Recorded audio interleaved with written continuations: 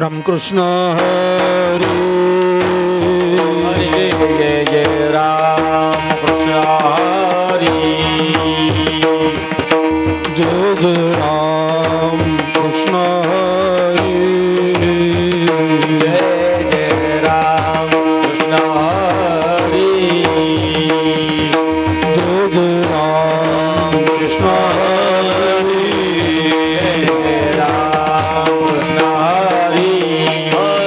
जय राम कृष्ण हरी जय जय राम कृष्ण हरी जय जय राम कृष्ण हरी हरि जय राम कृष्ण हरि जय जय राम कृष्ण हरी कृष्ण हरि जय जय राम कृष्ण हरी कृष्ण जय जय राम कृष्ण हरी जय जय राम कृष्ण हरी जय राम कृष्ण हरी जय जय राम कृष्ण हरी जय जय राम कृष्ण हरी जय जय राम कृष्ण हरी जय जय राम कृष्ण हरी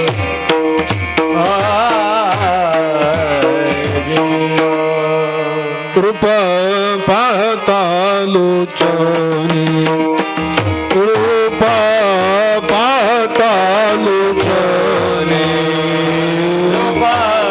पाहता लोचनी रूप पाहता लोचनी रूप पाहता लोचनी रूप पाहता लोचनी रूप पाहता लोचनी रूप पाहता लोचनी सुख झाले हो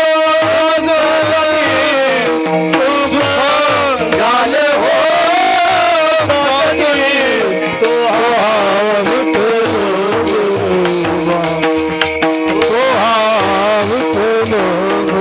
हे सुका झाले हो साधने सुका झाले हो साधने तो हा विठ्ठल भगवा तो हा विठ्ठल भगवा माधवा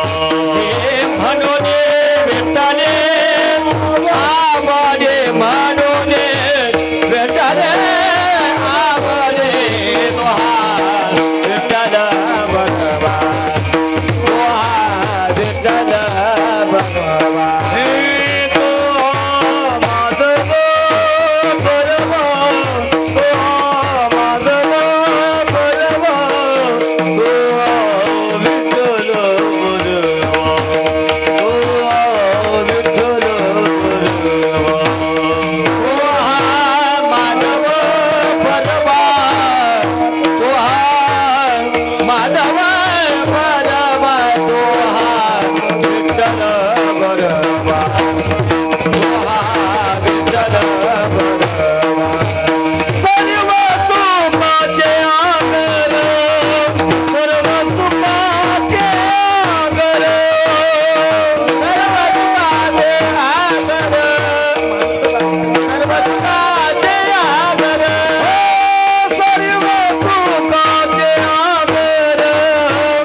सर्व सुखाचे आगर, सर्व सुखाचे आगर, सर्व सुखाचे आगर, सर्व सुखाचे आगर. बापन कुमादेवी वर, बापन कुमादेवी वर, बापन कुमादेवी वर, बापन कुमादेवी वर, ओ विठ्ठल वरवा, ओ माधव वरवा, ओ विठ्ठल वरवा, ओ माधव वरवा, तो विठ्ठल परवा, तो माधव परवा, तो माधव परवा, तो माधव परवा. जय राम कृष्ण हरी, राम हरी, जय जय राम कृष्ण हरी, जय राम हरी, जय जय राम कृष्ण हरी, जय जय राम कृष्ण हरी, जय जय राम कृष्ण हरी, जय जय राम कृष्ण हरी, जय जय राम कृष्ण हरी, जय जय राम कृष्ण हरी, जय जय राम कृष्ण हरी, जय जय राम कृष्ण हरी, राम कृष्ण हरी, जय जय राम.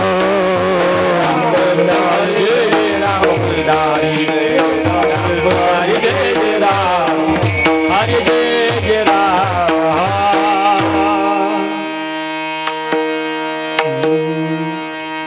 एदशे चरित्र केले नारायणे, यदसे चरित्र केले नारायणे, एदशे चरित्र केले नारायणे, चरित्र केले नारायणे. रांगता गोधने राखिताही, रांगता गोधने राखताई, रांगता गोधने राखताई. एदशे चरित्र केले नारायणे, चरित्र केले नारायणे, एदशे चरित्र केले नारायणे, रांगता गोधने राखिताही. गोधने राखताई. माझी वाणी तुझे वर्णी गुण नाम, जीवाने तुझे वर्णे गुण नाम, माझी वाणी तुझे वर्णी गुण नाम, तुझे वर्णे गुण नाम. ऐसे देई प्रेम काही कळा, प्रेम काय कळा, दे प्रेम काय कळा.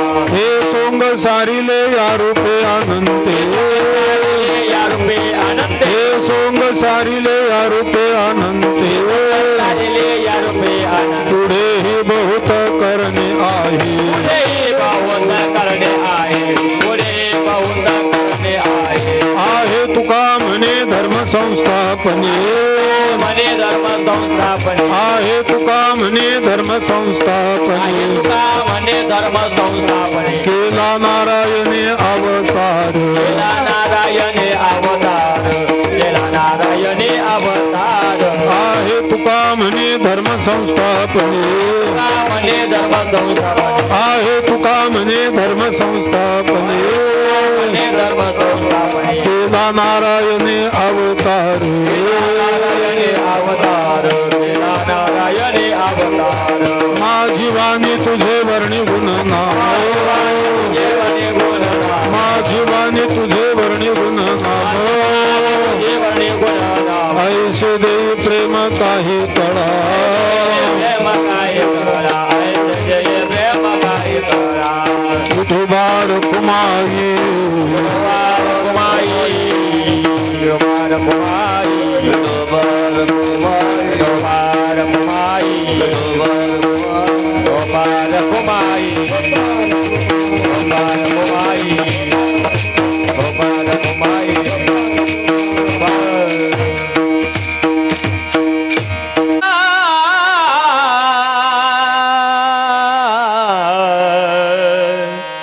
आला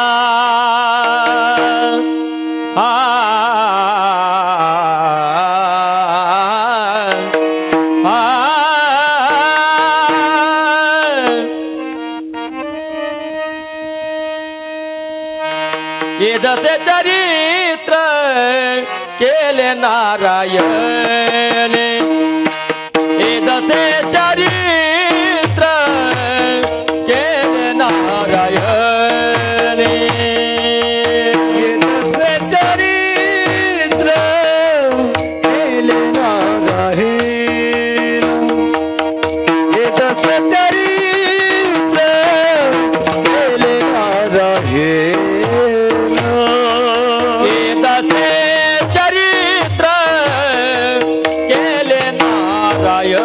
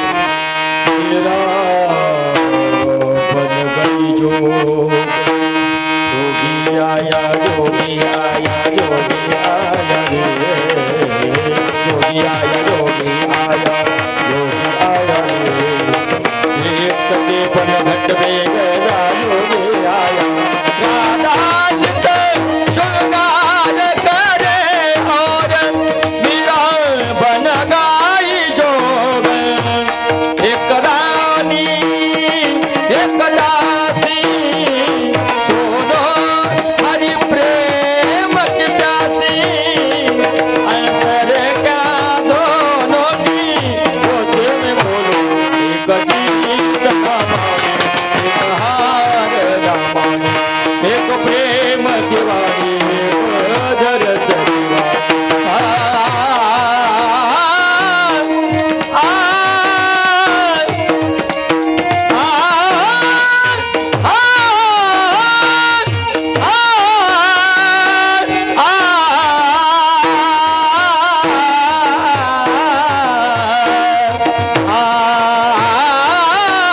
जय माझ प्रेम सर्व काळ माझ प्रेम सर्व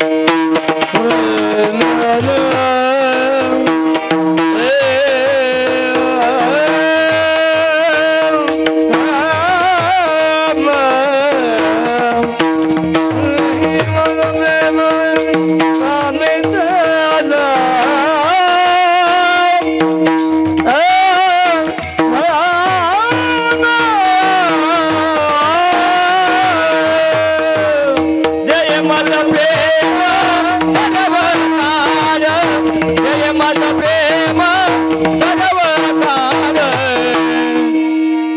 माझे वाणी तुझे वरणे कोण नाम माझे वाणी तुझे माझे वाणी तुझे वरणे कोण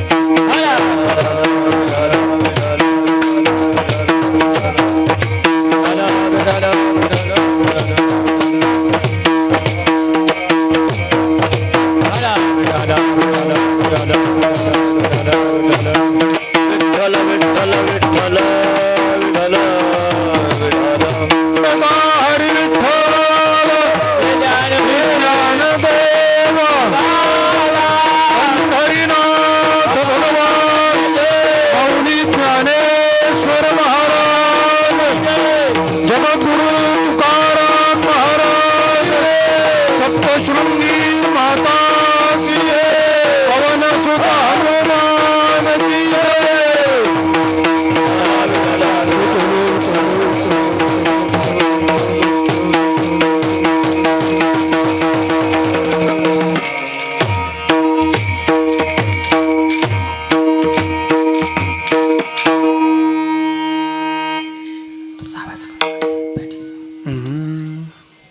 एदशे चरित्र केले नारायणे, एदशे चरित्र केले नारायणे, रांगता गोधने राखीत आहे. माझी वाणी तुझे वर्णी गुणनाम, माझी वाणी तुझे वर्णी गुणनाम, ऐसे देई प्रेम काही कळा. हे सोंग सारिले या रूपे अनंते, हे सोंग सारिले या रूपे अनंते, पुढेही बहुत करणे आहे. आहे तुका म्हणे धर्म संस्थापने, आहे तुका म्हणे धर्म संस्थापने, केला नारायणे अवतार. माझी वाणी तुझे वर्णी गुणनाम, ऐशे देई प्रेम काही कळा. पांडुरंगा करो प्रथम नमन, पांडुरंगा करू प्रथम नमन, दुसरी चरण संताची या,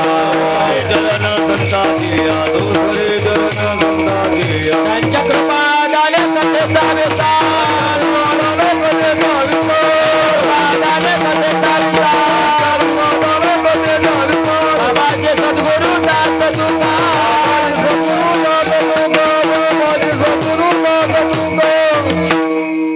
एदशे चरित्र केले नारायणी, रांगता गोधनी राखीत आहे. माझी वाणी तुझे वर्णी गुणनाम, ऐसे देई प्रेम काही कळा. श्री क्षेत्र खर्ची या गावामध्ये अर्थात भगवती सप्तशृंगी मातेच्या माहेर स्थळावर चालू असलेला अखंड हरिनाम सप्ताह आणि या नाम सप्ताहातील आजची काल्याच्या चिंतनाची सेवा आहे. अभंग जगद्गुरु श्री संत तुकोबारायांचा काल्याच्या प्रसंगातील वर्णन करणारा अर्थात बाळक्रीडा या प्रकरणातील 4 चरणाचा अभंग आहे. या अभंगाच्या माध्यमातून आपल्याला काल्याच्या चिंतनाची सेवा करायची आहे. विठ्ठल विठ्ठल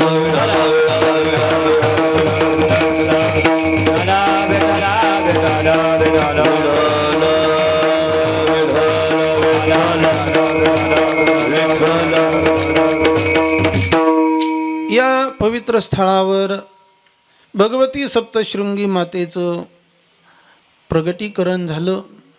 जन्मस्थळ आहे, पर्यायानं ज्याला आपण माहेर म्हणतो असं हे पवित्र स्थळ आहे. या स्थळाची प्रगती, या स्थळाचा जीर्णोद्धार, या स्थळाला प्रकाशित आणण्याचं कार्य, या स्थळाचं समाजांच्या अभिमुख करण्याचं कार्य ज्यांनी केलं ते आमचे परमादरणीय श्रद्धेय गुरुस्थानी असणारे स्वामी 1008 महामंडलेश्वर माधवानंद सरस्वती महाराज. विठ्ठल विठ्ठल.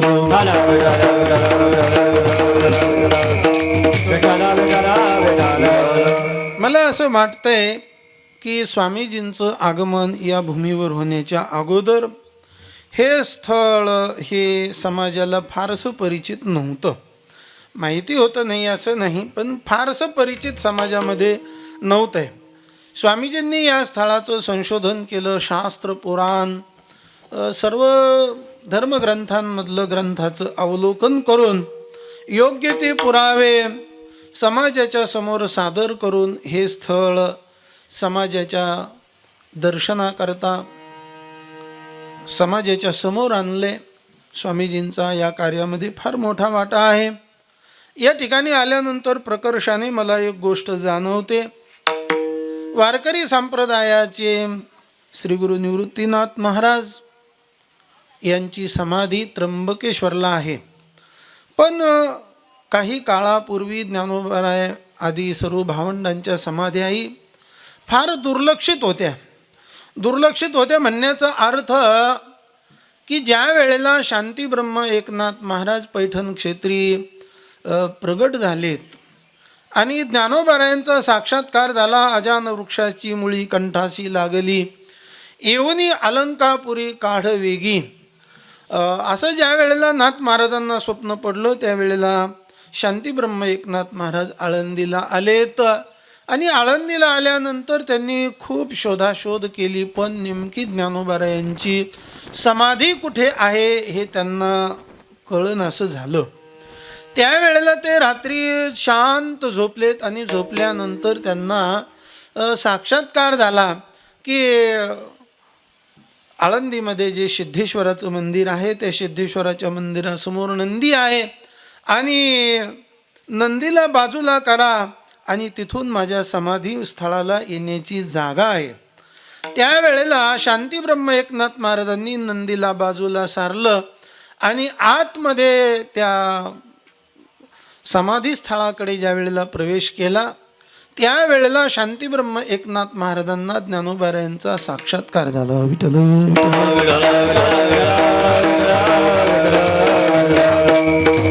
दिव्य तेज पुण्य मदनाचा पुतळा परब्रह्म केवळ बोलत असे. म्हणजे 700 वर्षापूर्वी ज्ञानोबारायांनी समाधी घेतली, पण थोडे दिवस गेले, 300 वर्ष नंतर नाथ महाराज जन्माला आले. तर समाजामध्ये ज्ञानोबारायांची समाधी कुठे आहे हे जर शोधावं लागत असेल तर ज्ञानोबारायांचं कार्य निश्चितच त्यावेळेला किती लोपलेलं असावं हे आपल्या लक्षात येत आहे.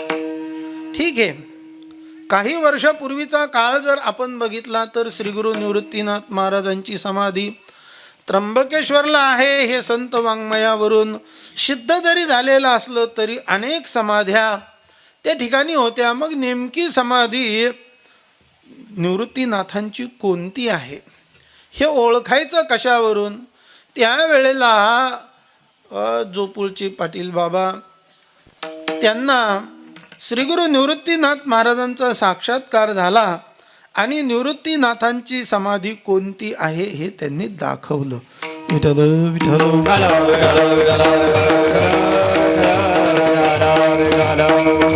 त्याप्रमाणे महाराष्ट्रामध्ये जे 3.5 शक्तिपीठ आहेत त्यापैकी सप्तशृंगी मातेचं माहेर नेमकं कोणतं आहे, कोणत्या स्थळावर आहे हे समाजाला अज्ञात होतं आणि ते ज्ञात करून देण्याचं कार्य आमचे परमश्रद्धेय गुरुस्थानी असणारे स्वामी माधवानंद सरस्वती महाराज यांनी करून दिले. विठ्ठल.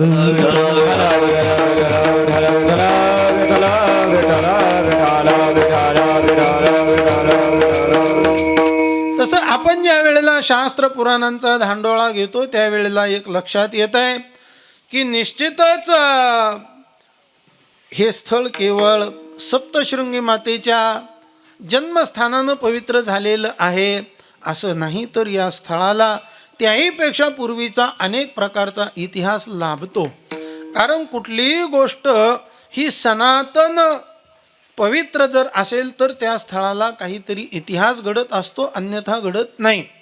जसं भगवत भक्त जन्माला यायचा असेल तर पवित्र ते कुळ, पावन तो देश जेथे हरीचे दास जन्म घेतील. हरिदास त्या ठिकाणी जन्म घेतात ज्या ठिकाणी कुल पवित्र असतं, देश पवित्र असतो, सर्व गोष्टी पवित्र लागतात, त्या ठिकाणी हरिभक्त जन्माला येतात. तसं भगवती सप्तशृंगी माता या ठिकाणी प्रगट होते. या अर्थी निश्चितच याच्या पूर्वीचा काहीतरी इतिहास असला पाहिजे. काहीतरी म्हणण्यापेक्षा वेदशास्त्र प्रमाणित इतिहास त्याला आहे. विठ्ठल विठ्ठल.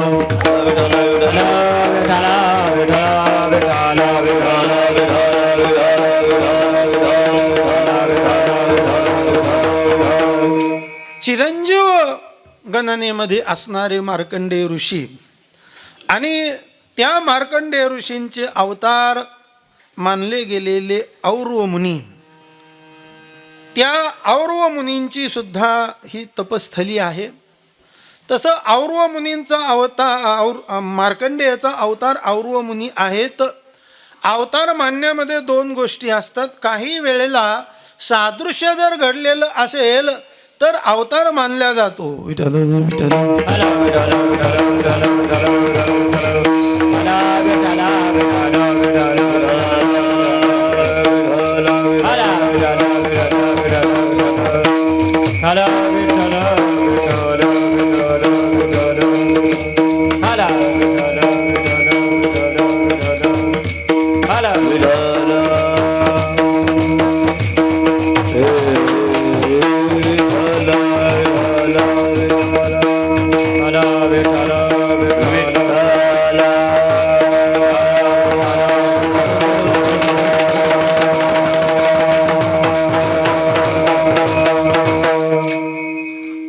वक्तृत्व अवधानाचा होय चारा, तरी दोंदे पेलती अक्षरा प्रमेयाची.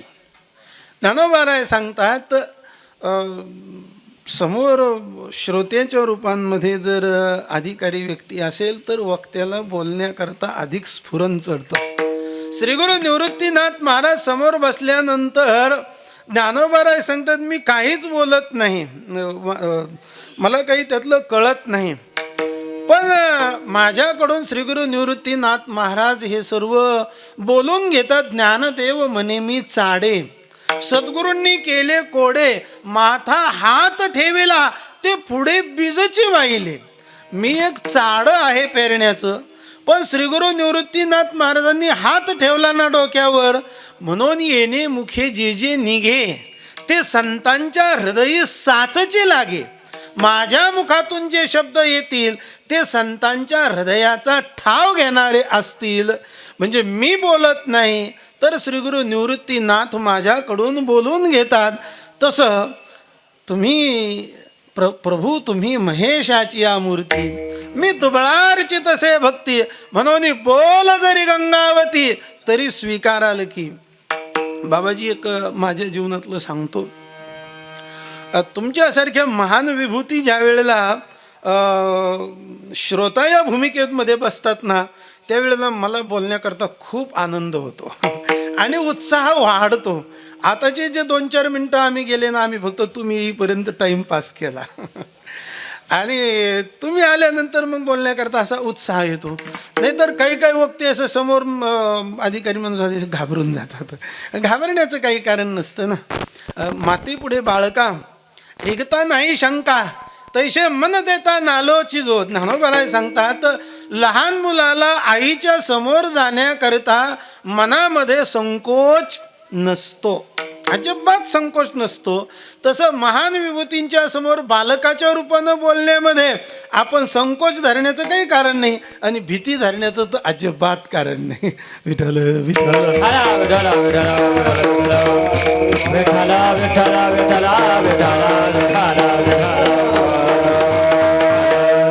मार्कंडेय ऋषींचे अवतार और्व मुनी. काही वेळेला इतिहास प्रमाणाधिकावरून अवताराची मीमांसा सिद्ध होते. काही गोष्टीनं तत्सादृश्य गुण ज्या वेळेला त्या व्यक्तीमध्ये असतात त्यावेळेला त्यांना त्यांचं अवतार म्हटलं जातं. तसं पुराणामध्ये वेदांमध्ये और्व मुनींचा फार मोठा इतिहास आहे. और्व मुनींच्या नावावरूनच आज अरब राष्ट्राला अरब हे नाव पडलेले आहे. त्या ठिकाणी मक्केश्वर महादेव जे आहेत हे और्व मुनी करिताच प्रगट झालेले आहेत. विठ्ठल विठ्ठल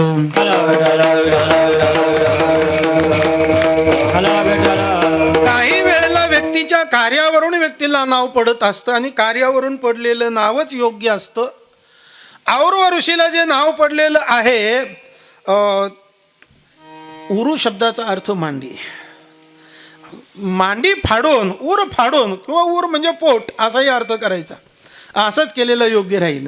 विठ्ठल विठ्ठल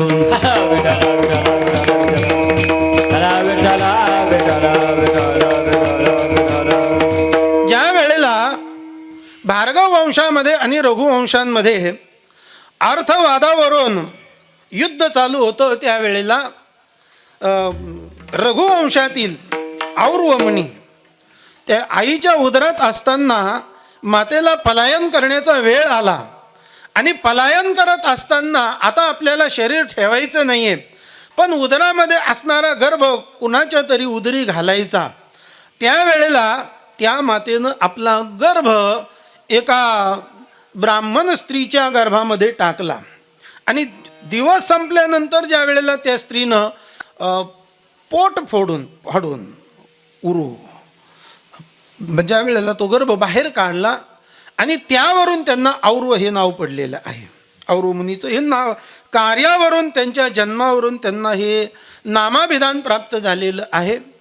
आणि दुसरी गोष्ट, काही वेळेला ह्या किरकोळ गोष्टी असतात की ज्या जन्मावरून आणि प्रारब्धानं मिळत असतात. त्याहीपेक्षा माणसानी जीवनामध्ये माणसाला मोठेपण मिळत असतं, ते कर्तृत्वानं मिळत असतं. औरव मुनीला जीवनामध्ये जे मोठेपण प्राप्त झालेलं आहे ते तपश्चर्येनं प्राप्त झालेलं आहे. आणि प्रत्येक व्यक्तीला जीवनामध्ये तपाला पर्याय नसतो. प्रारब्धानं मोठी झालेली माणसं ही काही काळ मोठी असतात, पण ज्या वेळेला त्या प्रारब्धाचा अस्त व्हायला लागतो, ज्ञानोबराय बोलतात उदासीनी दैवे संचकाची वैभवे जेथीच्या तेथ स्वभावे विलया जाती. ज्या वेळेला दैव उदास होतं, दैव कुणाचं कधीही कुणावर उदास होत नसतं, पण माणसाची कर्म जर चांगले नसतील तर ते कर्मच त्या दैवावर रुजतं आणि ते दैव उदास होतंय. विठ्ठल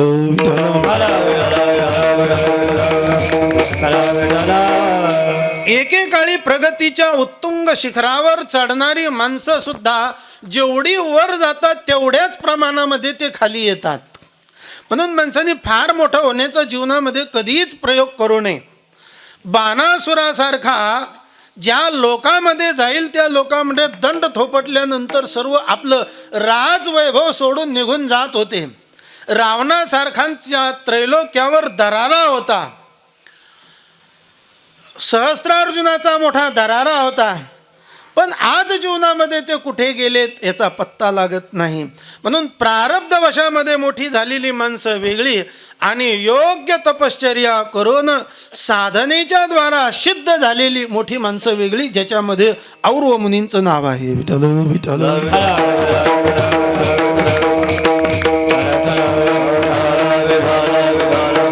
याच भूमीवर औरव मुनींनी तपश्चर्या केलेली आहे. तसं प्रत्येकाच्या जीवनामध्ये तप हे असलं पाहिजे. ज्ञानोबारायांची तपश्चर्येबद्दलची भूमिका आहे. ज्ञानोबाराय सांगतात, स्वरूपाची या प्रसरा लागी प्राणेंद्रिय शरीरा आटणी करणे जे विरा तया नाम तप. आत्मस्वरूपाची प्राप्ती करून घेण्याकरिता शरीराला आणि इंद्रियांना जे झिजवलं जातं त्याला तप म्हटलं जातं. आता जर वजन वाढत असेल आणि इंद्रिय उन्मत्त होत असतील तर त्याला तप नाही म्हटलं जातं, त्याला पाप म्हटलं जातं. मी नाही बोलत, ज्ञानोबाराय बोलतात.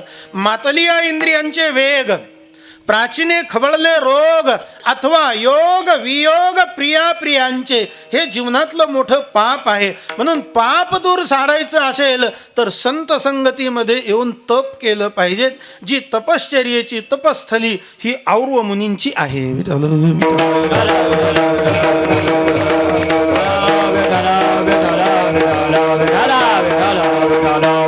दीर्घ काळापर्यंत या ठिकाणी ज्यांनी तपश्चर्या केली असे औरव मुनी.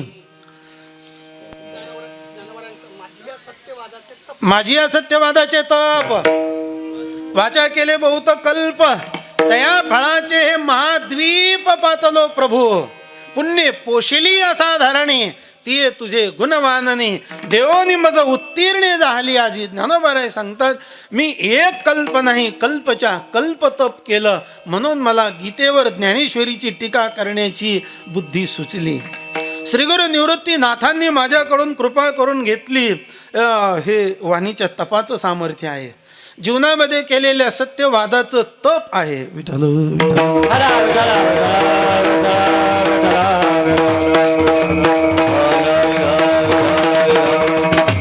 तपे विना दैवत. ज्ञानोबाराय बोलतात, दैवत हे तपाशिवाय प्रसन्न होतच नाही.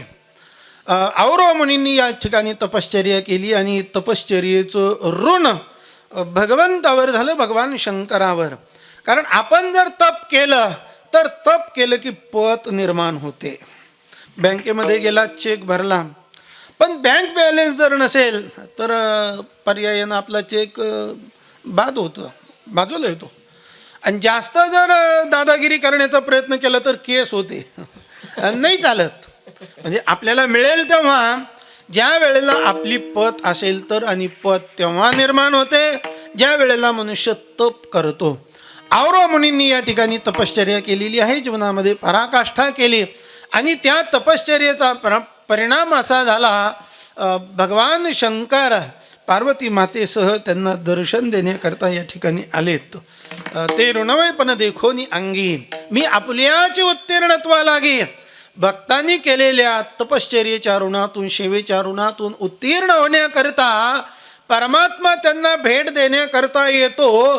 केव्हा येईल हे सांगता येत नाही. निदान या ओवीच्या माध्यमातून ज्ञानोबाराय सांगतात शेवटी का होईना पण परमात्मा भेट देण्याकरता येतो. पण कर्माचे दोन प्रकार असतात. सामान्य कर्म वेगळं आणि उग्र कर्म वेगळं. सामान्य कर्माचं फल हे कालांतरानं मिळत असतं. म्हणजे आपण जे कर्म करतो क्रियमान ते संचितामध्ये जमा होतं, संचितातून प्रारब्धात येतं आणि नंतर भोगण्याकरता येतं. हे सामान्य दृष्टीनं केलेलं कर्म आहे. पण उग्र कर्म जर असेल तर ते तात्काळ फल देतं. एखाद्याचं खून करणं किंवा अन्य काही क्रिया जर केल्या तर त्याचं फल नंतर नाही, ते जसं तात्काळ येतं. तशी और्व मुनीची या ठिकाणी उग्र तपश्चर्या असल्यामुळे भगवान शंकराला राहावलं नाही आणि भगवान शंकर त्यांना भेटण्याकरता या ठिकाणी प्रगट झाले.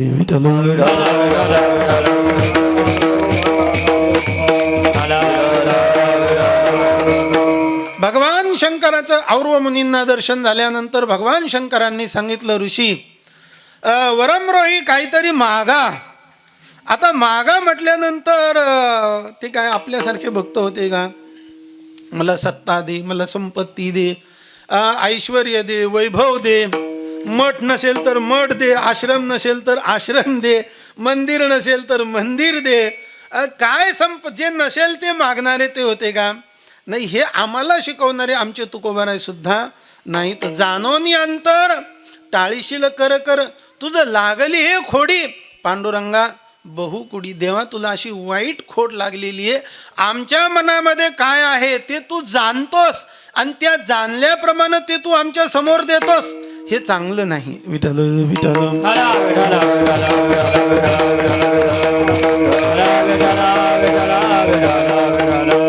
तेच तुकोबाराय ज्या वेळेला पांडुरंगाला मागतात त्यावेळेला सांगतात, आता दृष्टी पुढे ऐसा चितून आहे जो मी तुझ पाहे पांडुरंगा. हे पांडुरंगा, मी तुला सतत माझ्या डोळ्यानं पाहत राहावं असं तू मला काहीतरी दे. बाकी काही मागणाऱ्यांमधला मी नाही. ना तरी मधुवनी ध्रुवाशी केले, जे कपोल शंखे शिवतले, वेदाचीही मती ठेले, ते लागला बोलो मधुवनामध्ये. ज्या वेळेला त्रैलोक्याधीश परमात्मा भगवान महाविष्णू ध्रुव बाळाच्या समोर शंख चक्र गदा आयुध हातामध्ये धारण करून चतुर्भुज रूपानं ध्रुव बाळाच्या समोर उभे राहिलेत आणि ध्रुव बाळांनी डोळे उघडून बघितलं आणि माग म्हटले काय? ध्रुव बाळांनी काय मागावं? आता साक्षात त्रैलोक्याधीश परमात्मा जर समोर आला तर देवाकडे काय मागावं? भक्ताचं एकच लक्षण असतं, देवाशिवाय दुसरं काहीच नको.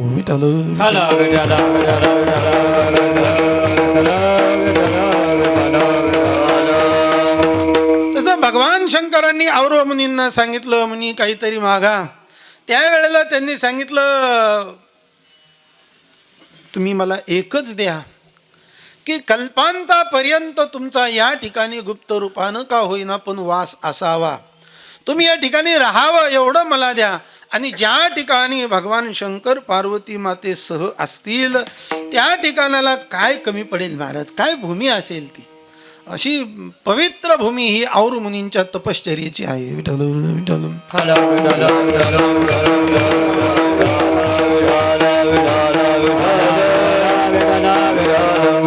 साधकाला सुद्धा साधना करण्याकरता भूमी ही पवित्र असावी लागते.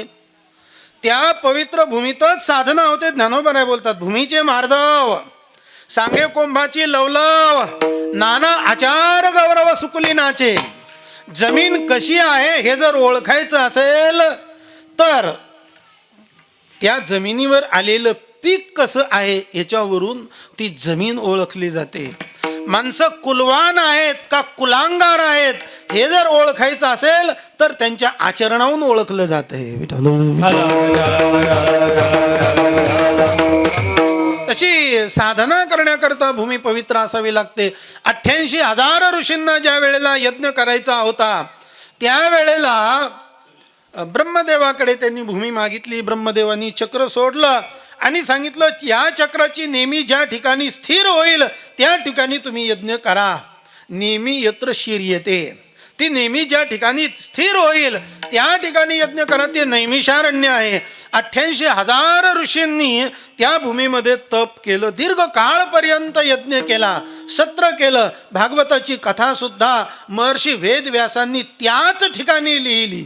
विठ्ठल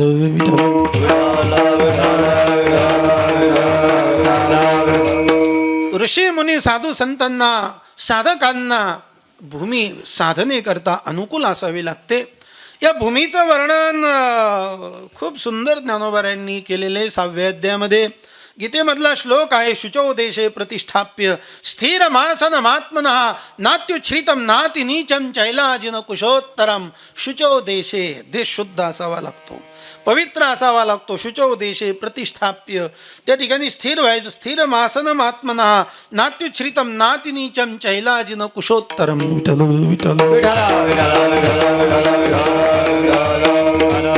जे आरानुकेचे निकोडे बैसलिया उठो नावडे वैराग्याशी दुनियो चढे देखिलिया जे. ज्ञानोबा फार गोड बोलतात. जे आरानुकेचे निकोडे, सहज जर गेलं ना असं शांत बसावं वाटतं. मी सुद्धा काल लवकर आलो ना, असं शांत बसलो, असं बाहेर कुठं फिरायची सुद्धा इच्छा नाही झाली. साधकाला जी भूमी अनुकूल असते ना, ती भूमी, त्या भूमीतले परमाणू हे माणसाला खेचून घेतात.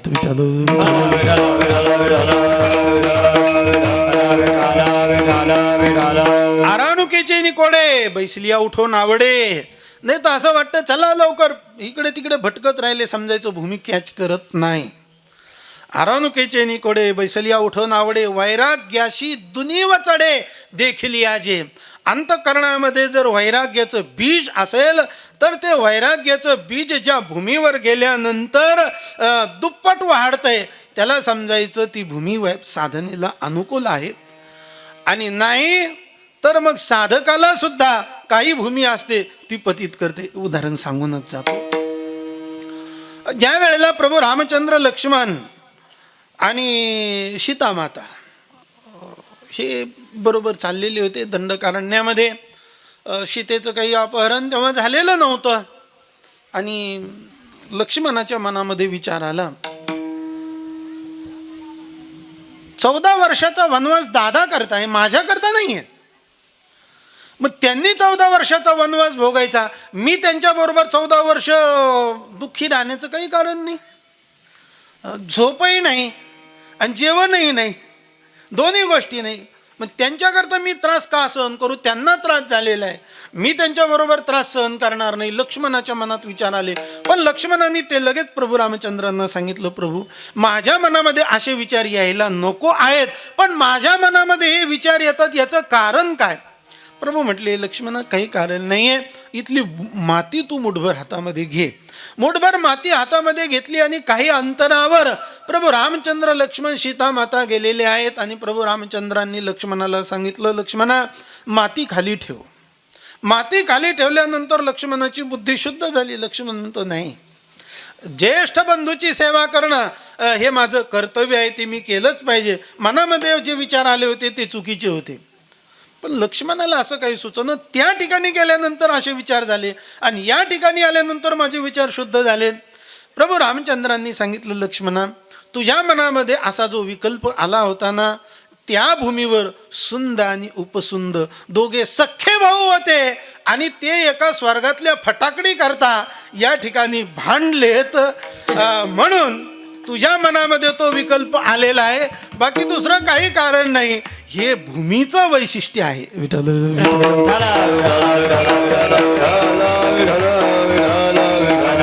मी सांगायचा भाव असा, वैराग्याशी दुनिव चढे देखील जे.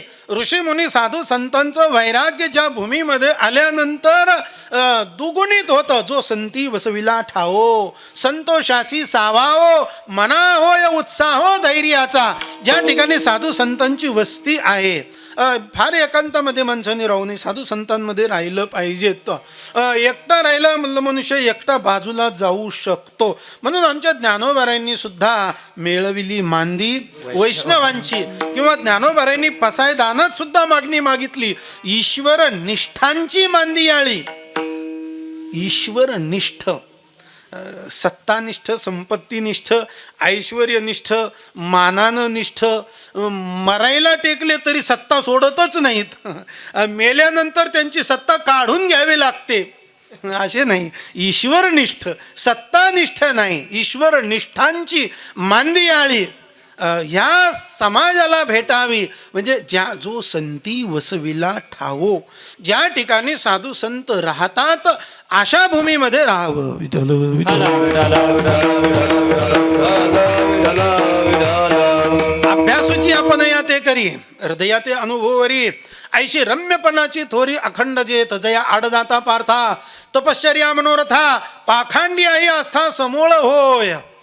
विठ्ठल विठ्ठल.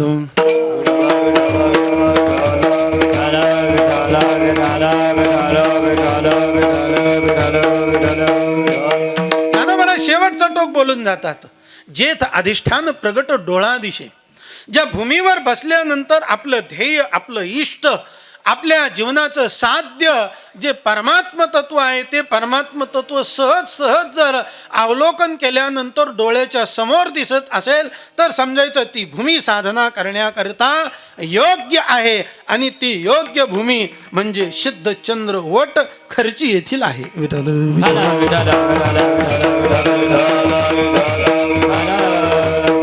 या ठिकाणी सिद्धचंद्र वट आहे. चंद्र ही चंद्राने तपश्चर्या केली म्हणून या भूमीला सिद्धचंद्रवट म्हटलेलं आहे. हे देवादिकांना सुद्धा या ठिकाणी यावं लागतंय महाराज. कर्मभूमी नर शरीर पावता चुके यरधार, ऐसा थोर नरदेहो स्वर्गीचे चिंतिती सुरवार. कर्मभूमी नर शरीर पावता चुके यरधार, ऐसा थोर नरदेहो. स्वर्गामध्ये सुद्धा जे गेलेले आहेत ते सुद्धा या ठिकाणी येऊन तपश्चर्या करतात.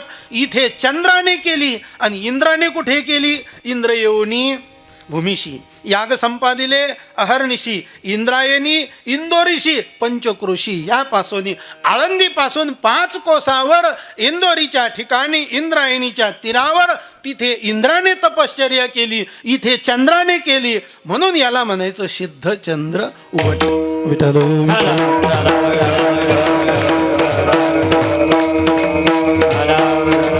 तसं परमार्थामध्ये वडाच्या झाडाला खूप महत्त्व आहे. चला जाऊ दे आता परमार्थात कशाला.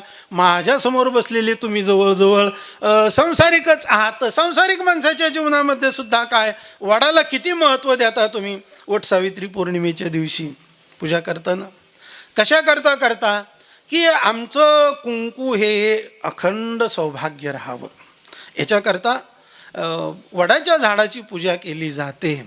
वडाचं झाड हे दीर्घजीवी असतं. वडाच्या झाडाची सावली चांगली आहे, ऋषितुल्य झाड आहे. वडाच्या झाडाबद्दल खूप चिंतन आहे. या शेवटचं टोकाचं चिंतन सांगून जातो. वटस्य पत्रस्य पुटे शयानम बालम मुकुंदम मनसा स्मरामी. वडाच्या पानावर प्रलय कालामध्ये भगवंत शय्या करतात. एवढं वडाचं झाड चिरंजीव आहे. म्हणून या ठिकाणचा जो वट आहे त्या वटाला सिद्धचंद्र वट हे नामाभिधान प्राप्त झालेलं आहे. तसं आपल्या भारत देशामध्ये काही वडाची झाडं प्रसिद्ध आहेत, ज्याच्यामध्ये आपल्या खर्ची या गावी असणारा सिद्धचंद्र वट आहे. आपण शुक्तालला गेल्यानंतर त्या ठिकाणी सिद्धवट आहे. उज्जैनला गेल्यानंतर मोक्षवट आहे. वृंदावनामध्ये गेल्यानंतर वंशीवट आहे. आणि प्रयागराजला ज्या ठिकाणी पितृतर्पण केलं जातं त्याला अक्षयवट म्हटलं जातं. अशी 5 वट प्रसिद्ध आहेत. विठ्ठल विठ्ठल.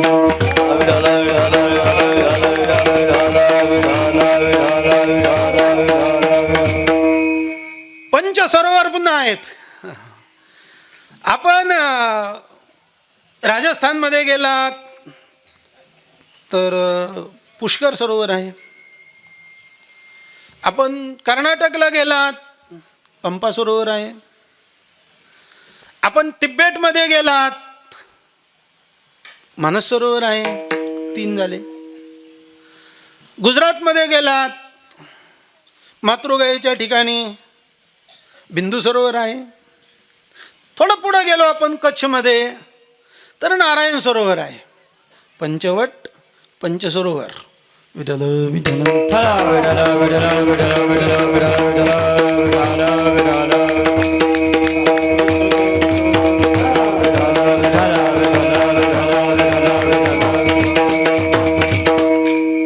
कुंती माधव ओडिसा राज्यामध्ये पिठापुरमला कुंती माधव आहे. आपण त्रिवेंद्रम, शुचेंद्रम त्रिवेंद्रम आहे ना, त्रिवेंद्रमला पद्मनाभ मंदिरामध्ये सुंदर माधव आहे. कुंती माधव, सुंदर माधव. थोडं पुढे गेलो तर रामेश्वरमला शेतू माधव आहे. 3 झाले. आपण काशीला गेलो, बिंदू माधव आहे. 4 झाले. आणि प्रयागराजला आलो तर वेणी माधव आहे. आणि 5 माधव. आणि माझ्या समोर जे बसलेले आहेत ते सुद्धा स्वामी माधवानंद सरस्वतीच आहेत. ते नारायण आहेत. तसे तुम्ही सुद्धा नारायणच आहेत. कारण मा म्हणजे लक्ष्मी, धव म्हणजे पती, लक्ष्मीचे पती नारायण. तुम्हाला मी नारायणाची तुलना का दिली तर मी शास्त्र पुराव्यानं बोलतो. संन्यास ग्रहण मात्रेन नरो नारायण भवेत. विठ्ठल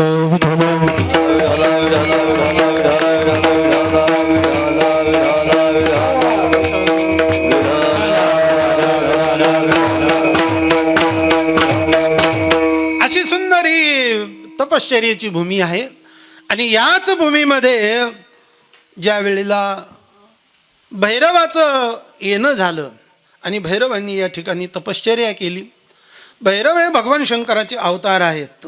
तसं भैरवाचं प्रमुख स्थान हे काशीला आहे. पण त्या अष्टभैरवांचं या ठिकाणी येणं झालेलं आहे आणि त्यांनी संततीची अपेक्षा केली. त्यावेळेला आता काय असतं, संततीची अपेक्षा जर केली तर तपश्चर्येनं फल प्राप्त होतं. तर त्यांना ह्या ठिकाणी जलातून, तीर्थातून कन्यारत्न प्राप्त झालं. विठ्ठल विठ्ठल.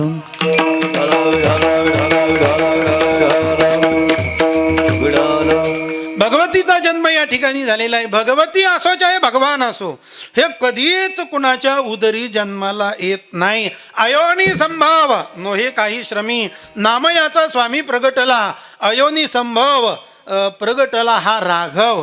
हे कधीही उदरामध्ये जन्माला येत नाही. लक्ष्मी असो चाहे नारायण असो, त्यांना उदराला येण्याचं फक्त निमित्त असतं. मायेच्या द्वारा ते पाहिजे तेव्हा पाहिजे तिथे आणि पाहिजे तसे प्रगट होतात. पार्वती माता हिमालयामध्ये मेनका आणि हिमालय यांच्या घरी प्रगट झाली. पर्वताची कन्या म्हणून तिला पार्वती म्हटलेलं आहे. पण 9 महिने 9 दिवस आपण जसं आईच्या उदरामध्ये राहतो तशी भगवती या भगवान राहत नाहीत. तशी भगवती माता या ठिकाणी जलातून भैरवांना प्रगट झालेली आहे.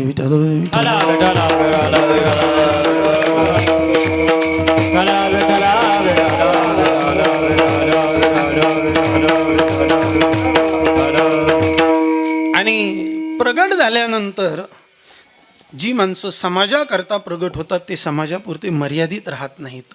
ईश्वर अवतार हा कुठेही जरी प्रगट झाला तरी त्यांचं कार्य करण्याकरता ते पुढे सरसावत असतात. तसं भगवती मातेनं या ठिकाणावरून पुढे अनेक ठिकाणी 40 स्थानं या ठिकाणी प्रगट झालेली आहेत. त्याचा इतिहास आपल्याला ज्ञात आहे. आणि विशेष रूपानं कार्य करण्याकरता जी भगवती प्रगट झालेली आहे तो महिषासुराचा वध करण्याकरिता.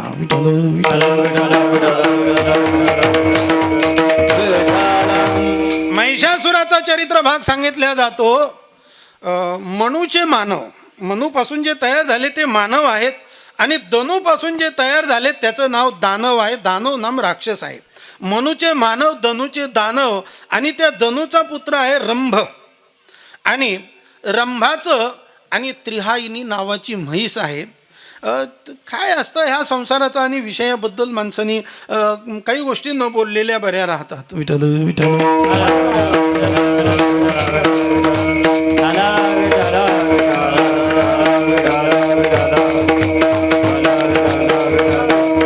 माशाचं मैथून पाहून सुद्धा पाण्यामध्ये माशीकडे पाहिल्यानंतर असं कुठलंही सौंदर्य नसतं की ज्या माशीकडे पाहून विवाह करण्याची इच्छा व्हावी. असं काही सौंदर्य माशीमध्ये तरी नसतं. पण त्या माशीकडे पाहून सुद्धा कपिल ऋषींना इतिहासामध्ये असे अनेक उदाहरणं आहेत. माशाचा मैथून पाहून सुद्धा विवाह करण्याची इच्छा झाली आणि तो विवाह करण्याकरता ज्यांनी हजारो वर्ष तप केलं.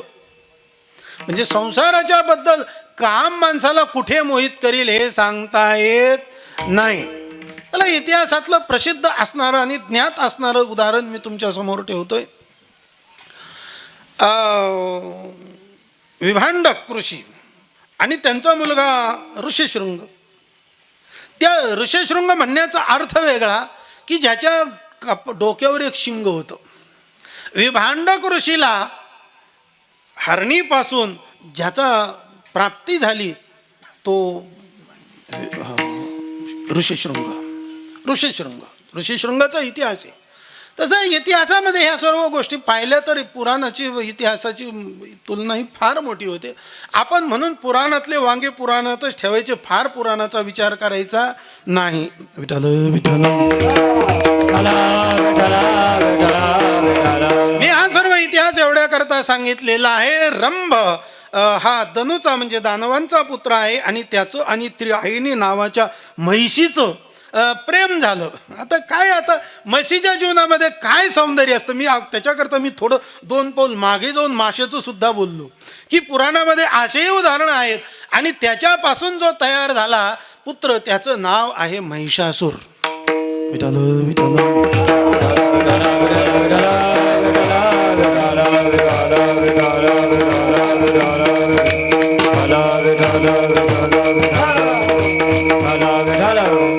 आणि महिषासूर उन्मत्त झालेला आहे. आणि त्या उन्मत्त झालेल्या, कारण उन्मत्त तसा मनुष्य होत नाही, काहीतरी अगोदर यावं लागतंय. एक तर सत्तेचं बळ असावं लागतं, तपाचं बल असावं लागतं, धनाचं बल असावं लागतं, ज्ञानाचं बल असावं लागतं, नाही तर तारुण्याचं तरी बळ असावं लागतं. कुठल्या तरी बलाशिवाय मनुष्य उन्मत्त होत नाही. तसा महिषासुराने तपश्चर्या केलेली आहे. भगवान शंकराला प्रसन्न करून घेतलं. भगवान शंकरांनी सांगितलं, वरमरोही तुला काय पाहिजे ते मागून घे. त्यावेळेला महिषासुराने सांगितलं, मला काहीच नको, उलट तुम्हाला काय पाहिजे ते मी द्यायला तयार आहे. काय म्हणावं, हे राक्षस लोक एवढे बलवान राहतात, मला तर तुम्ही काही देऊ नका, मी तुम्हाला देतो. काय म्हणावं. भगवान शंकर म्हटले, ठीक आहे, काय हरकत नाही, मी तुला मागू. मागा म्हटले. मी म्हटले, एक काम कर, तुझं मरण कशानं होईल, तुला मृत्यू येईल हे निश्चित, असं मला दे. तो म्हटला, आता राक्षस लोक आहे ना, ही तुम्ही कुठलाही पुराण काढा, कुठलाही इतिहास काढा, राक्षसांचं एक ठरलेलं आहे, मरण नको. कुठलाही राक्षस तुम्ही काढा, कुठलंही पुराण काढा, त्यांचं एक गणित ठरलेलं असतं. तपश्चर्या केली, देवता प्रसन्न झाली की ते एकच मागतात की मला मरण नको. पण त्यांना उलट, कारण काय असतं, उलट तपासणी करायची असते, सरळ उत्तर मिळत नसतं. पोलीस डिपार्टमेंट सुद्धा आहे ना, सरळ चौकशी करत नाही, उलट जावं लागत असतं. सरळ माणसं दिसतात तसे नसतात, उलट तपासणी करायची असते. विठ्ठल विठ्ठल.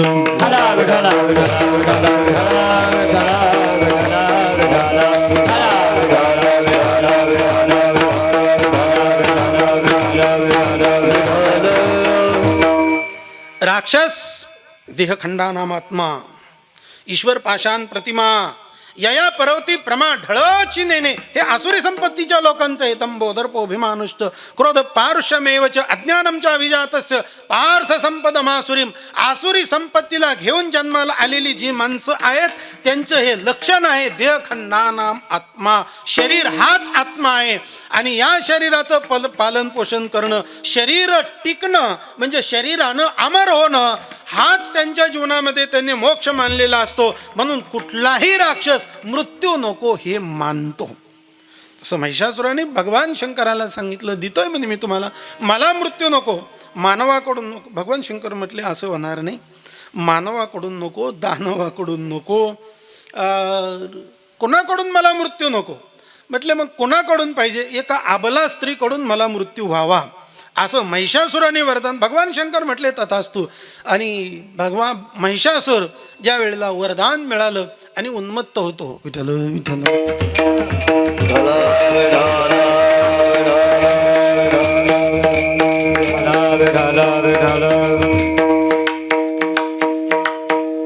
त्यावेळेला भगवती सप्तशृंगी मातेनं महिषासुराचा वध करण्याकरता युद्धाला ती तयार झालेली आहे.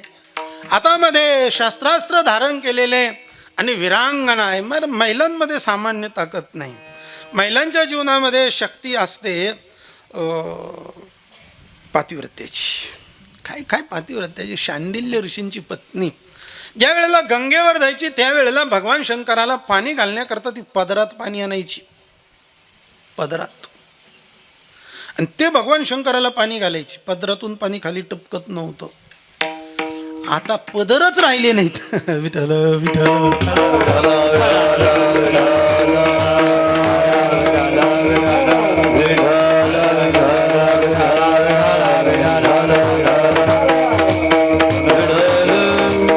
भगवती मातेनं महिषासुराच्या बरोबर घोर युद्ध केलेले आणि महिषासुराचं मर्दन केलं. महिषासुराचं मर्दन केल्यानंतर देवतांना आनंद झालेला आहे आणि त्या आनंदाच्या भरामध्ये देवतांनी भगवती सप्तशृंगी मातेची स्तुती केली. त्यातून जन्माला आलं ते महिषासुरमर्दिनी स्तोत्र. ऐगिरी नंदिनी नंदित मेदिनी विश्वविनोदिनी नंदिनुते गिरिवर विंध्य शिरोधी निवासिनी विष्णु विलासिनी जिष्णुनुते भगवती हे शिती कंठ कुटुंबिनी भूरी कुटुंबिनी भूती कृते जय जय हे महिषासुर मर्दिनी रम्यक परदिनी शैलसुते. खूप गोड 18-19 श्लोकांमध्ये महिषासुर मर्दिनी स्तोत्र आहे. ऐ गिरिनंदिनी, हे ऐ हे गिरिनंदिनी, पर्वताची मुलगी असणारी, पर्वताची कन्या असणारी ऐ गिरिनंदिनी, विश्वविनोदिनी, या विश्वाला आनंद देणारी, विश्वविनोदिनी, नंदिनुते, आनंदित करणारी, सतत आनंद देणारी जी आहे, ह्या भगवती मातेला विठ्ठल विठ्ठल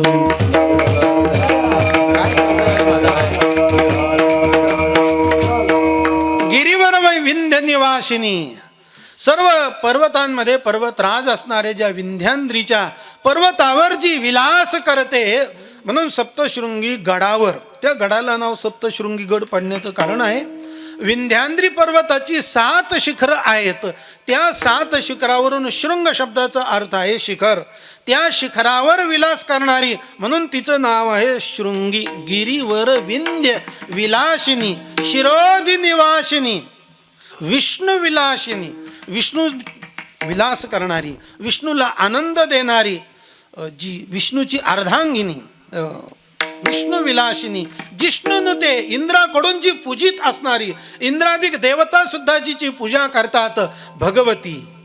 शीती कंठ कुटुंबिनी, शीती शब्दाचा अर्थ शीतल कंठ असणारे भगवान शंकर. तसं भगवान शंकराच्या कंठामध्ये विष आहे, पण कंठ शीतल तेव्हा होतो जर कंठामध्ये नाम असेल तर.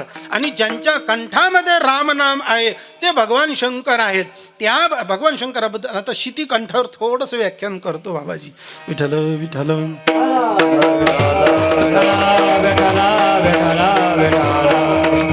शीती कंठ कुटुंबिनी, भगवान शंकराचा कंठ हा शीतल आहे. शीतल कंठ, विष प्राशन केल्यानंतर कंठ शीतल होत नाही, उलट विष प्राशन केल्यानंतर कंठाचा दाह होतो, सर्वांगाचा दाह होतो.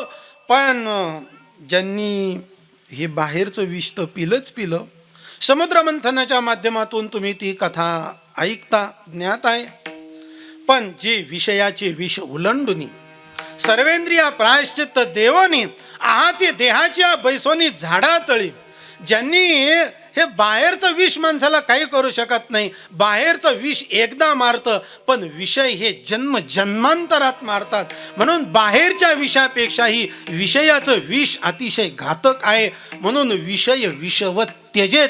आणि ज्या भगवान शंकराचं ध्यान केल्यानंतरच विषयाचं विष उलंडल्या जातं. विठ्ठल विठ्ठल ओवी बोलूनच जातो. पहिली वैराग्य गरळा, धैर्य शंभू ओढवी गळा, मग ज्ञानामृते सोहळा पाहिजे जेथ. ज्ञान समुद्र मंथनातून शेवटी अमृत निघालं, पण पहिले विष पचवावं लागलं. तसं परमात्मरूपी आनंदाचा अमृताचा कंद जीवनामध्ये प्राप्त होईल, पण त्याला प्राप्त होईल जो अगोदर विषयाचं विष पचवतो त्याला. आणि ते विषयाचं विष पचवायची ताकद ही फक्त भगवंताच्या नामातच आहे. आणि ते भगवंताचं नाम ज्यांच्या कंठात आहे, कारण दोन गोष्टी आहेत, कंठ आहे आणि बाहेर माया आहे. माया माणसावर आक्रमण करते, पण मायेचं काहीच चालत नाही. जर कंठामध्ये आपण आणि माया या दोघांच्या मधात जर भगवंताचं नाम असेल ना, मायेचे कितीही आघात येऊ द्या साधकावर, आणि करते आघात माया, अनेक रूपानं करते, अनेकांना संपवलं, पण ज्याच्या कंठामध्ये नाम आहे त्यांना माया काहीच करत नाही. त्या भगवान शंकरांनी म्हणून कामाला जाळलं. विठ्ठल विठ्ठल विठाला विठाला विठाला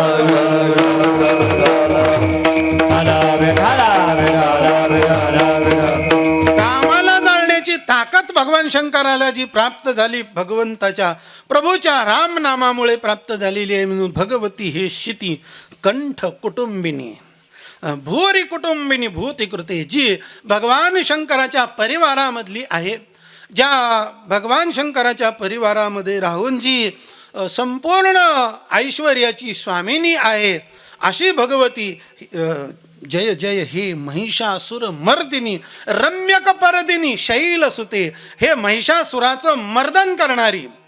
विठ्ठल विठ्ठल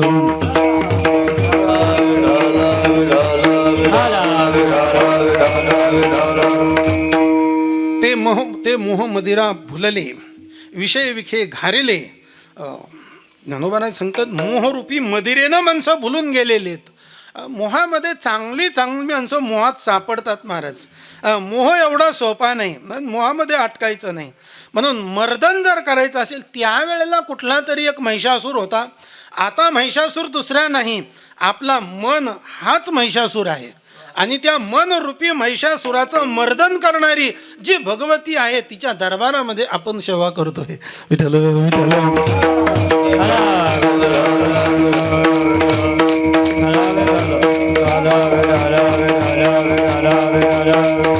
म्हणून ज्ञानोबारांची ओवी आपण बोलून गेलो. ते मोहमदिरा भुलले, विषय विखे घेरिले, अज्ञान पंकी बुडाले निभ्रांत मानी. अज्ञानरूपी चिखलामध्ये, मोहरूपी मदिरेमध्ये भ्रमिष्ट झालेल्या तुम्हा आम्हा जीवांचा उद्धार करण्याकरता भगवती सप्तशृंगी माता याच भूमीवर प्रगट झाली. विठ्ठल विठ्ठल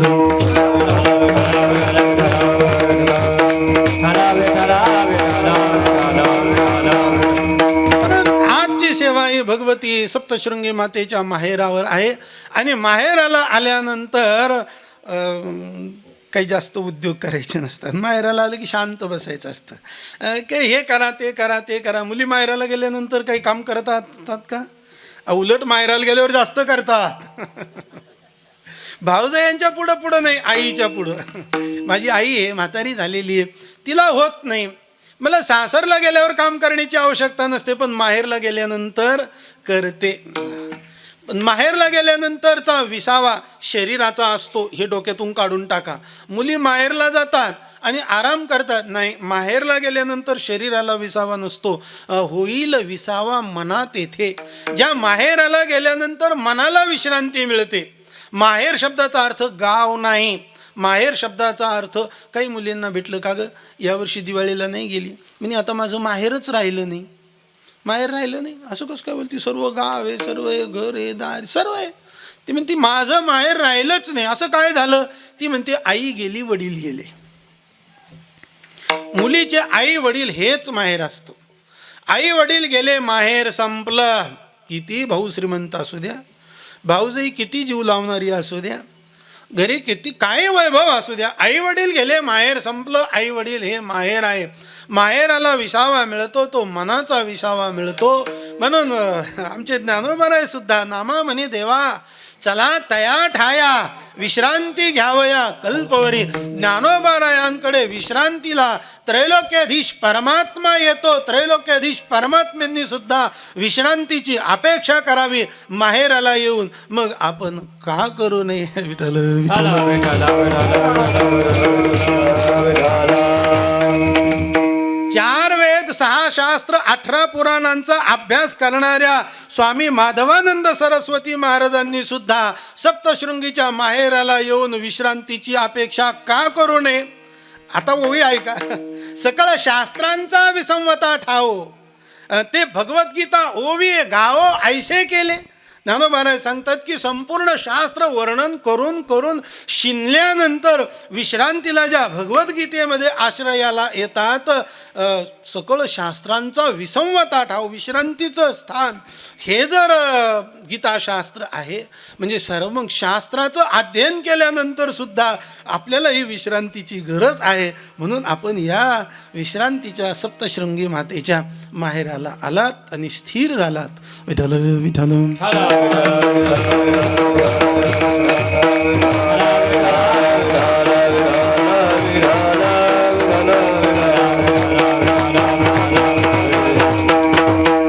आपल्या माहेरा जाईन मी आता. निरोपया संतात याला माहेर शब्दाचा अर्थ परमात्मा, माहेर शब्दाचा अर्थ भगवत धाम, माहेर शब्दाचा अर्थ भगवतीचं स्थळ, भगवतीचं जन्मस्थळ हे माहेर आहे. आणि या माहेराच्या ठिकाणची शिवा आपल्याला घडली. माहेर इथे असलं तरी विश्रांतीला भगवती मात्र सप्तशृंगी गडावर वणीच्या डोंगरावर स्थिर आहे. त्या वणीच्या डोंगरावर सप्तशृंगी माता आहे आणि तीच भगवती माता ही ज्ञानोबारायांची सुद्धा कुलस्वामिनी आहे. विठ्ठल विठ्ठल.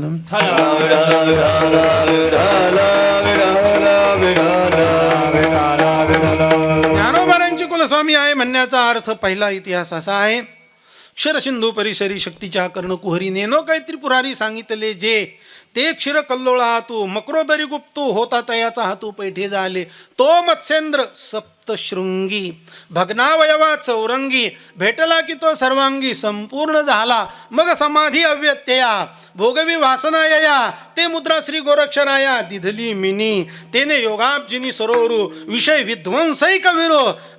मग ती पदिका सर्वेश्वरू अभिषेकिला मग तीही ते शांभव अद्वयानंद वैभव संपादिले सप्रभव श्री गहिनीनाथा तेने कळी कळीतू भूता आला देखो निवृत्ता ते आज्ञा श्री निवृत्तीनाथा दिधली ऐशी नादी गुरु शंकरा लागो शिष्य परंपरा बोधाचा हा संसारा झाला जो अमुते आधीच तव तो कृपाळू वरी गुरु आज्ञेचा बोलू झाला जैसा वर्षा काळू खवळणे मेघा. विठ्ठल.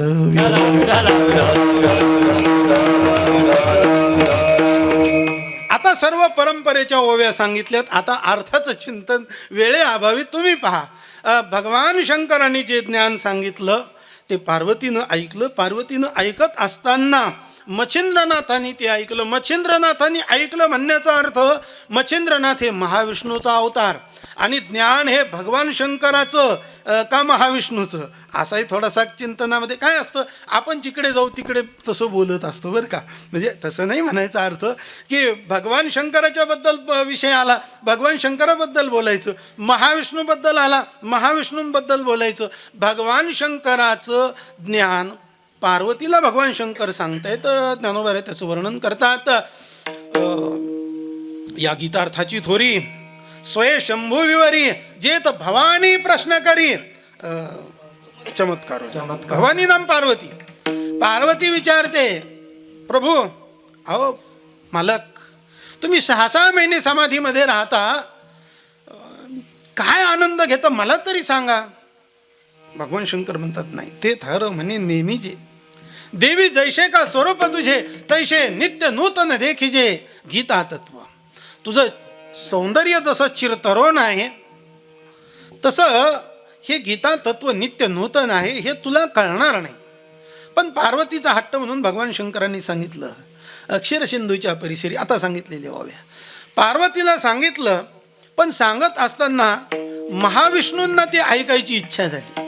महाविष्णूला ते ऐकायची इच्छा का झाली, तर व्यवहारामध्ये असं आहे, माणसाचा मुलगा हा त्याचा आत्मा असतो.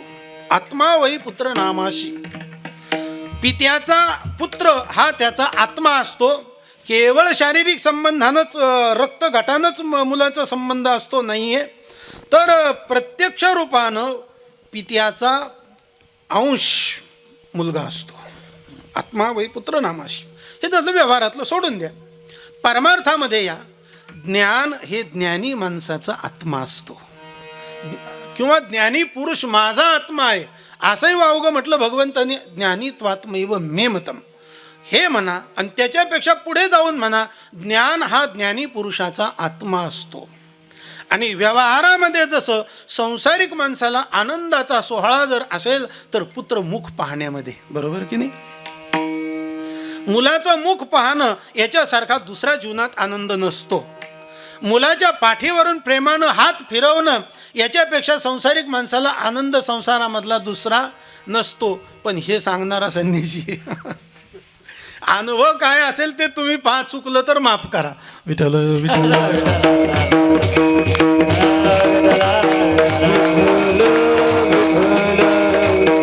तसं ज्ञान महाविष्णूचं आहे, आणि त्या मुखात त्या ज्ञानाचं अवलोकन करण्याकरता, ज्ञान अनुभवण्याकरता, ज्ञान दृश्य करण्याकरता, नाम श्रवण करण्याकरता महाविष्णूला उत्सुकता झाली. आणि मग ते माशाच्या पोटामध्ये त्यांनी ते ज्ञान ऐकलं, आणि ती परंपरा सप्तशृंगी गडावर असणाऱ्या चौरंगीनाथांना प्राप्त झाली, गहिनीनाथांना प्राप्त झाली, असा आपण इतिहास पाहिला. ही संत नाथ परंपरेतली मंडळी सप्तशृंगी गडावर राहतात. गडावर जशी भगवती आहे तशी नाथ परंपरा असणारी शैव मंडळीसुद्धा, मला वाटतं तिथल्या सप्तशृंगी गडावरल्या तलावाशेजारी भगवान शंकराचं सुंदर मंदिर आहे. आणि नाथ परंपरेतली महान विभूती त्या ठिकाणी आजही विराजमान आहेत. विठ्ठल विठ्ठल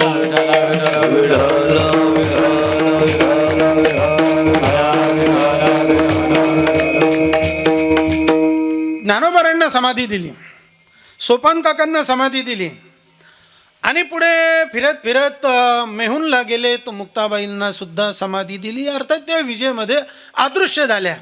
अदृश्य झाल्यानंतर निवृत्तीनाथ जास्त तळमळत होते. नियम आहे ज्येष्ठांनी अगोदर जावं, पण माझ्या अगोदर ही लहान लहान मंडळी गेलीत, मला बेचैन झालेलं आहे. आणि निवृत्तीनाथांना शांत करण्याकरता नामदेवराय सायंकाळच्या वेळेला कीर्तन करायचे. अनेक संत मंडळी त्या ठिकाणी यायचे, आणि कोणी प्रवचन करायचं, कोणी कथा करायचं, कोणी कीर्तन करायचं. परमार्थ करून मन शांत होईल निवृत्तीनाथांचं, असं प्रत्येकांना वाटत होतं. पण निवृत्तीनाथ सांगतायत, ज्ञानदेवे आमुचे निवविले डोळे, आता ऐशे खेळे होणी नाही. आम्ही ज्ञानोबारायांच्या मुखातून जे ज्ञान ऐकलं की ते आता पुन्हा कोणीच सांगू शकत नाही. म्हणून महाराष्ट्रामध्ये ज्ञानेश्वरी ऐकणारी माणसं, ज्ञानेश्वरी पाठांतर करणारी माणसं, ज्ञानेश्वरीचं पारायण करणारी माणसं ही त्रैलोक्यात भाग्यवान आहेत. त्यांच्यासारखं दुसरं कोणी भाग्यवान नाही. कारण स्वतः निवृत्तीनाथ सांगतात, ज्ञान देवे आमुचे निवविले डोळे. आमचे ज्ञानाचे डोळे जर तृप्त झाले असतील, आमची ज्ञानाची भूक जर तृप्त झाली असेल, तर ती फक्त ज्ञानेश्वर महाराजांनी केली, त्याच्यानंतर कोणीच केलेली नाही आहे. आम्ही आता बेचैन झालेलो आहे, आता आम्हाला या ठिकाणी राहायचं नाही. श्रीगुरु निवृत्तीनाथ महाराज भगवंताला सांगतात, देवा तुम्ही आमच्याकरता खूप कष्ट घेतले, पण आता फार कष्ट घेऊ नका, इथून आता तुम्ही चालते व्हा. विठ्ठल विठ्ठल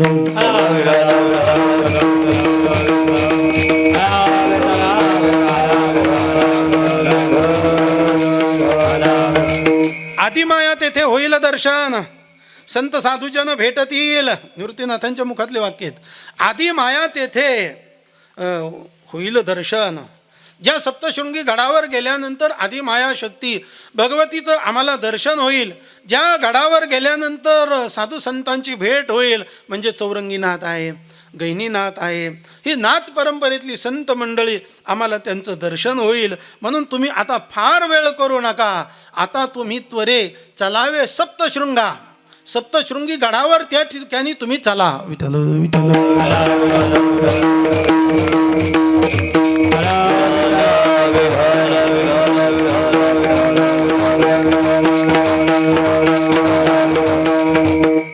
आता तुम्ही त्वरे चालावे सप्तशृंगा. मनोरथ त्वरे सिद्धी न्यावे. आता आमच्या मनातले जे मनोरथ आहेत ते तुम्ही सिद्धीला न्या. आता आम्हाला इथे राहायचं नाही. आणि मग ही सर्व मंडळी, नामदेव महाराज, स्वतः त्रैलोक्याधीश परमात्मा, निवृत्तीनाथ महाराज, मेहुणवरून पुष्पक विमानामध्ये बसून, पाहिजे पुष्पक विमानामध्ये बसून सप्तशृंगी गडावर उतरलेली आहेत. आणि 3 दिवस येथे राहिले सकळ. म्हणती आता त्वरे चला येथोनी. आणि मग 3 दिवस सप्तशृंगी गडावर स्वतः त्रैलोक्याधीश पांडुरंग परमात्मा राहिले, निवृत्तीनाथ महाराज राहिले, नामदेव महाराज राहिले.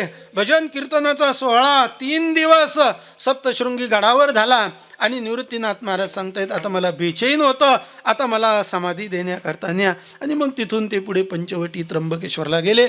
पण मला सांगण्याचा इत्यर्थ असा की ही सर्व मंडळी ज्ञानोबारायादी त्यांच्या परंपरेतून त्यांचं ठिकाण सप्तशृंगी गड ज्यांचं कुलदेवता आहे, त्याचप्रमाणे निवृत्तीनाथांना समाधी देण्याच्या अगोदरसुद्धा जे सप्तशृंगी गडावर आलेले आहेत, सप्तशृंगी हे ठिकाण महाराष्ट्रामध्ये 3.5 शक्तिपीठांमध्ये गणलेलं आहे.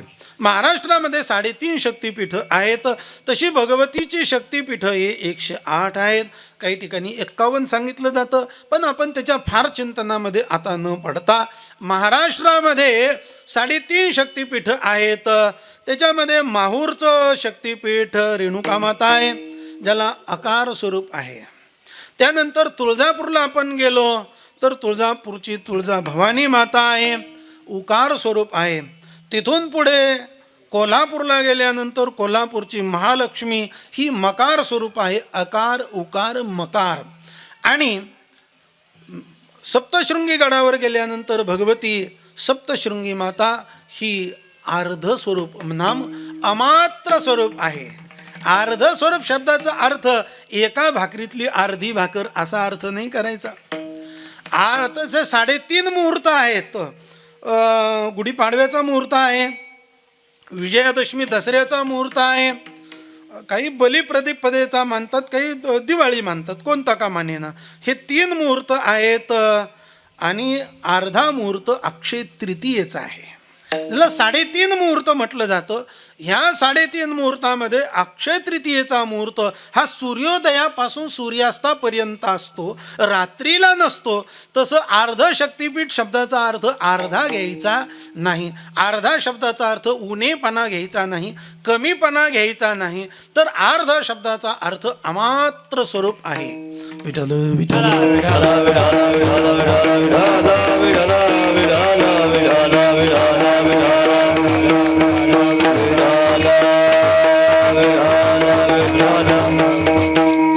ओम नमोजी आद्या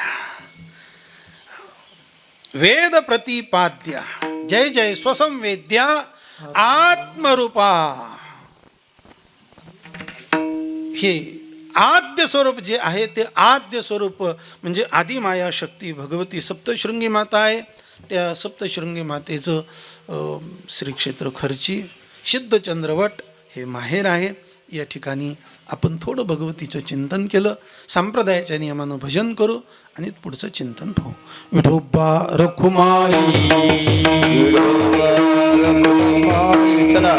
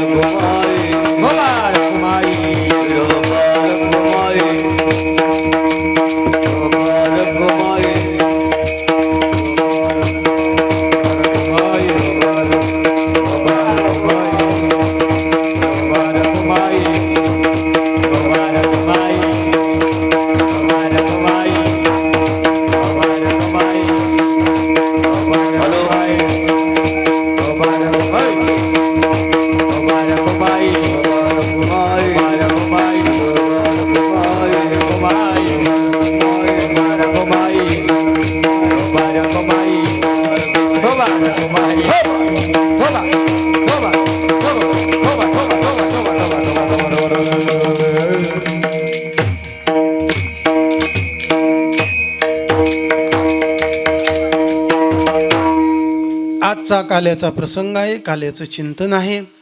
आणि या काल्याच्या चिंतनाकरता घेतलेला अभंग जगद्गुरु श्री संत तुकोबारा यांचा आहे. भगवान श्रीकृष्ण परमात्म्याने गोकुळामध्ये वृंदावनामध्ये जो काला केला त्या काल्याचं वर्णन करायचं आहे. आणि काल्याच्या दिवसाचा विषय ठरलेला असतो की चरित्र ते उच्चारावे केले देवे गोकुळे. गोकुळामध्ये भगवंतांनी जे चरित्र केलेलं आहे ते चरित्राचं उच्चारण करावं. भगवंताचं चरित्र जन्माच्या येण्याच्या अगोदर सुरू झालेलं आहे. भगवंताचं काही चरित्र गोकुळामध्ये आहे, काही चरित्र मथुरेमध्ये गेल्यानंतर आहे, काही चरित्र द्वारकेमध्ये आहे. भगवंताच्या चरित्राचे प्रामुख्यानं 3 प्रकार पडतात. पण भगवंताचं इतर कुठलंही चरित्र वर्णन न करता भगवंतांनी जे चरित्र वर्णन केलं ते कोणतं कालेच्या दिवशी वर्णन करावं, अभंगाचं पहिलं चरण. येदसे चरित्र केले नारायणी, येदसे चरित्र केले नारायणी, येदसे चरित्र केले नारायण, येदसे चरित्र केले नारायण, येदसे चरित्र केले नारायणी, येदसे चरित्र केले नारायण, नारायण येदसे चरित्र केले नारायण, येदसे चरित्र केले नारायण. रांगता गोधने राखता हे, रांगता रांगता रांगता रांगता गोधने राखता ये, माझी वाणी तुझे वर्णी बोलना, माझी वाणी तुझे वर्णी बोलना. रागता गोदने राखिता हे, रागता गोदने राखिता हे, माझी वाणी तुझे वने बोलला, माझी वाणी तुझे वने बोलला. हे दशे चरित्र केले नारायणी. या दशेमध्ये चरित्र कोणत्या दशेमध्ये? रांगता आणि गोधने राखीत आहेत. रांगत असताना आणि गाई राखत असताना भगवंतांनी चरित्र केलं. रांगताना कुठे चरित्र होतं का असं जर कोणी विचारलं तर रांगताना जो चरित्र करतो त्याचं चरित्र होतं. रांगताना चरित्र करता तैशी दशेची वाट न पाहता, वयशीच या गावा न येता, बाळपणीच सर्वज्ञता वरी तयाते. विशिष्ट वयात येण्याची गरज नाही, विशिष्ट वयाची गरज नाही, विशिष्ट शरीराच्या आकृतीचीही गरज नाही. आणि अशा वेळेला जे अलौकिक चरित्र घडतं ते खरं चरित्र संताचंही असतं आणि भगवंताचंही असतं. ही संत चरित्राची ओवी सांगितली, भगवत चरित्राची ओवी सांगतो. नुगडता बाळपणाची फुली, मी अदानवी सृष्टी केली, करी गिरीधरोनी उमा निली महेंद्र महिमा.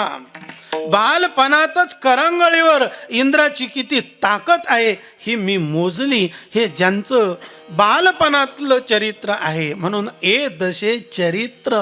बरीचशी माणसं भगवान श्रीकृष्णाच्या चरित्रावर शिंतोडे उडवतात. उडवू नये, थोडं विचार करा. दशे चरित्र केले नारायणे, श्रीकृष्णे नाही.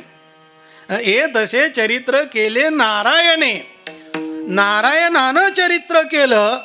मग प्रश्न पडेल पुन्हा, कोणत्या नारायणानं केलं?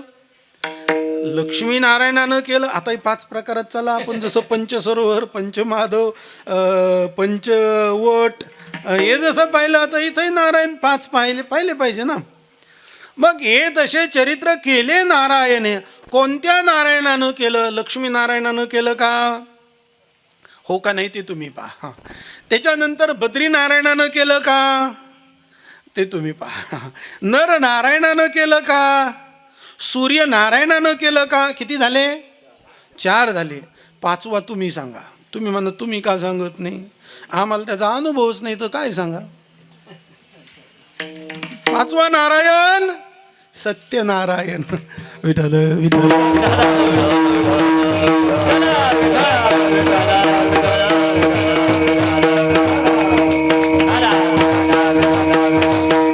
त्रैलोक्याधीश परमात्म्याने गोकुळामध्ये दशे चरित्र केले नारायणे. रांगता गोधने राखीत आहे. रांगत असताना आणि गोधन राखत असताना भगवंतांनी चरित्र केलं. भगवान श्रीकृष्ण परमात्मा नंद बाबाच्या अंगणामध्ये रांगत होते आणि रांगत असताना भगवान कसे रांगत होते त्याचंही वर्णन केलं. तळवे तळहात तळहात टेकित, तळवे तळहात तळहात टेकित, डाव्या गुडघ्याने रांगत, डाव्या गुडघ्याने रांगत.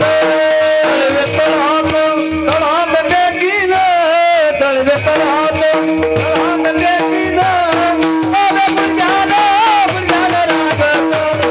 डाव्या गुडघ्याने रांगत.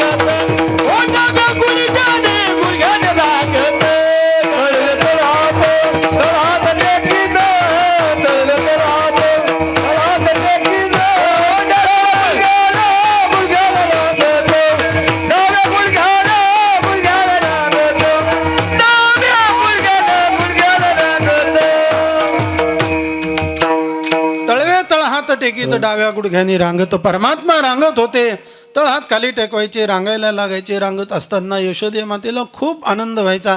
मुलगा रांगायला लागला की आईला आनंद होतो. मुलगा त्याच्या पायावर उभा राहायला लागला, आईला आनंद होतो. लहानपणामध्ये मुलगा पायावर उभा राहायला लागला तर त्याच्या आईला आनंद होतो. आणि मोठ्यापणामध्ये मुलगा त्याच्या पायावर उभा राहायला लागला तर बापाला आनंद होतो. फरक कळला? बापाच्या मदतीची अपेक्षा न करता मुलगा त्याच्या पायावर उभं राहायला लागला तर बापाला आनंद होतो. लहानपणामध्ये मुलगा रांगत असताना चालायला लागला म्हणजे पायावर उभा राहायला लागला, आईला आनंद होतो. मुलगा बोलायला लागला तर दोघांनाही आनंद होतो. ना तरी बालक बोबडा बोली, वाकुडा विचुका पावली, ते चोज करुणी माऊली रिजे जेवी. ना तरी बालक बोबडा बोली. भगवान श्रीकृष्ण परमात्मा किंवा आपल्या घरातले बालक बोलायला लागतं, बोबडा बोलतं. ते तुम्हाला आनंद ते काय बोलतं ह्याचा होत नाही, ते बोलतं ह्याचा आनंद होतो. बरोबर आहे की नाही? बोलायला लागला त्याचा आनंद होतो. ना तरी बालक बोबडा बोली, काय बोलतो ह्याचा आनंद नाही, बोलतो ना आनंद होतो. तसं तुम्ही संत माझ्याकडून बोलवून घेता. तुम्ही संत माझिया कडा दिठीचा कराला बहुडा, तरी तुम्हा माने एवढा होईन मी. संतांच्या कृपेनं आपण काय बोलतो याच्यापेक्षा बोलतो ना हे महत्त्वाचं आहे. आई दोन गोष्टी म्हणजे या जगातल्या दोनच गोष्टी महत्त्वाच्या आहेत. एक तर आई वडील महत्त्वाचे आहेत आणि दुसरे श्रीगुरु महत्त्वाचे आहेत. आपल्याला मिळालेलं वैभव, श्रीमंती, ऐश्वर, यशाचं शिखर हे फक्त दोघांना सहन होतं. एक जन्मदात्या आईवडिलांना सहन होतं आणि तिसरं गुरुला सहन होतं. देखा बालकाची या धनी ताईची, धनी म्हणजे तृप्त होणं. मुलगा पूर्ण अवस्थेला गेलेला आहे, तृप्त झालेला आहे, तो स्वयंभू झालेला आहे. त्याचा आनंद कुणाला होतो? देखा बालकाची या धनी ताईची. का शिष्याची नि झालेपणे होईजे. शिष्य पूर्ण अवस्थेवर गेलेला आहे ना, गुरुला आनंद होतो, तिसऱ्याला दुःखच होतं. ते हसत हसत ऐकतात आणि रडत रडत दुसऱ्याला सांगतात विठ्ठल.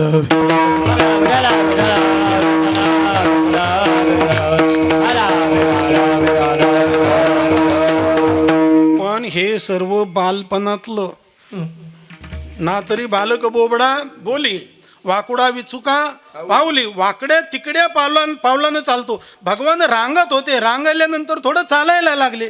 वाकड्या तिकड्या पावलानं चालतात. काही का होईना वाकड्या तिकड्या पावलानं जरी चालत असला ना, मुलगा चालायला लागला. भगवान श्रीकृष्ण परमात्मा पुढे चालतायत आणि यशोदा माता त्याच्या पाठीमागे चालते. कशा करता आई मुलाच्या पाठीमागे चालते? ते पडू नये म्हणून. मला तसं संतांच्या कृपेच्या नजरेमध्ये जर आपण राहिलो तर पडू नये ह्याची काळजी संत घेतात. काळाची दृष्टी न पडणे हे आम्हा करणे. माझ्या शिष्यावर, माझ्या भक्तावर काळाची नजर पडू नये हे सामर्थ्य फक्त श्रीगुरूच्या नजरेमध्ये असतं, भगवंताच्या नजरेमध्ये असतं, आई वडिलांच्या नजरेत असतंय. विठ्ठल विठ्ठल.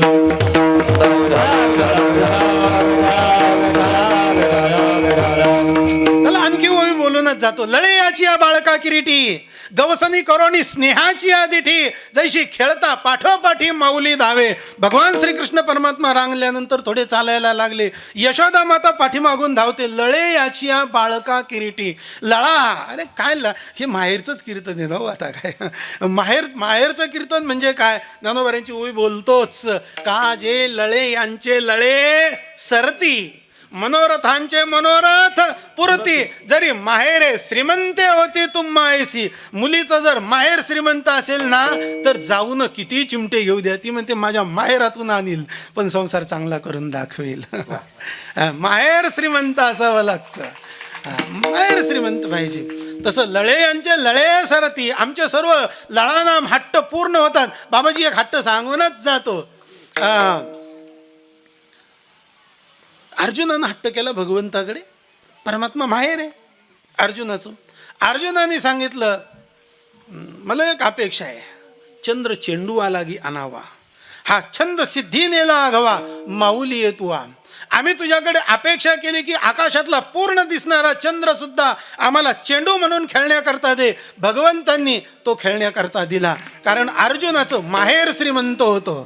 विठ्ठल विठ्ठल.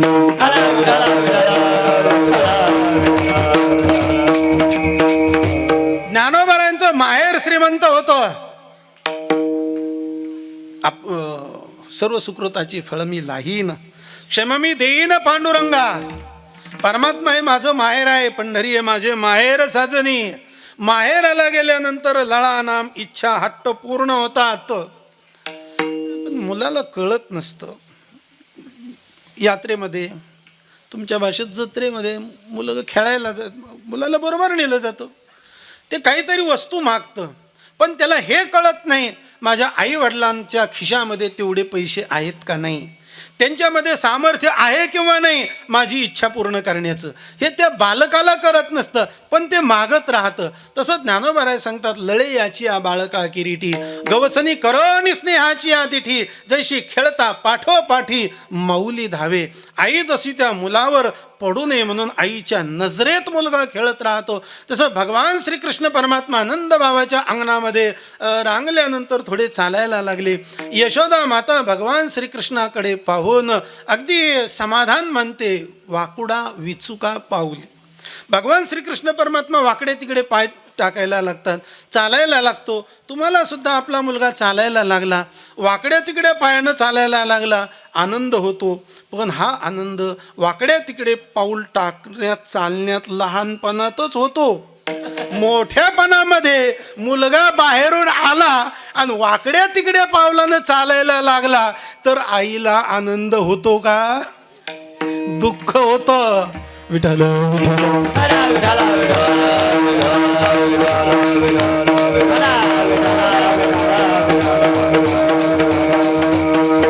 भगवान श्रीकृष्ण परमात्मा रांगत असताना यशोदा मातेकडेच खोड्या करतात.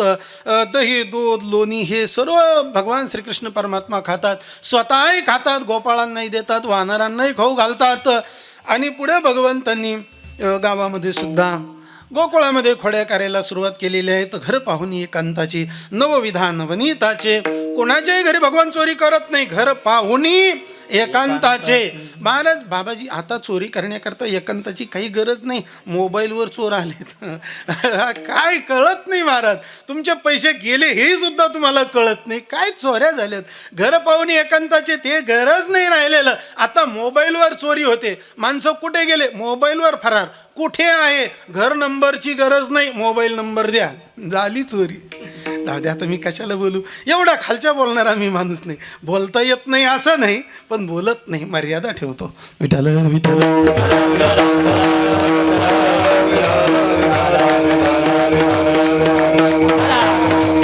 घर पाहुणी एकांताचे. एक कांत, कांत म्हणजे पती मालक. ज्या बुद्धीचा मालक एक आहे, बुद्धीचे वैभव अन्य नाही दुजे. एक विषय तो सकळांचा हरी. सर्व गवळणींच्या जीवनाचा एकच विषय परमात्मा झालेला आहे. म्हणजे ज्यांच्या बुद्धीचा मालक नाम परमात्मा हा एक झालेला आहे. अशा गवळणीच्या घरी भगवंतांनी चोरी केली. घर पाहुणी एकांताचे. पुन्हा कुठे केले? नवविधान वनिताचे. नवविध प्रकारची भक्ती. श्रवणम कीर्तनम विष्णु स्मरणम पादसेवनम अर्चनम वंदनम दास्यम सख्यम आणि आत्मनिवेदनम. नवविध प्रकारची भक्ती ज्या अंतकरणामध्ये आहे, अशा गवळणीच्या अंतकरणाची चोरी भगवंताने केलेली आहे. तसं आणखी अवघडच प्रकरण आहे नव्हे. तुम्ही म्हणाल का आम्ही नवविध प्रकारची भक्ती करू? अजिबात करू शकणार नाहीत. कारण श्रवणम कीर्तनम विष्णु स्मरणम पादसेवनम नाही, सख्यम नाही. आता श्रीगुरूच्या पायाची सेवा करायची शिष्याची इच्छा आहे, पण गुरुनी पायाची सेवा करू दिली तर ना. म्हणजे पादसेवन भक्ती आपल्या हातात नाही, मला हे सांगायचं. त्याच्यानंतर सख्य भक्ती. तुम्हाला माझ्याशी मैत्री करायची इच्छा आहे, पण मला तुमच्याशी मैत्री करायची इच्छा नाही. सख्य भक्ती होईल का? होणार नाही.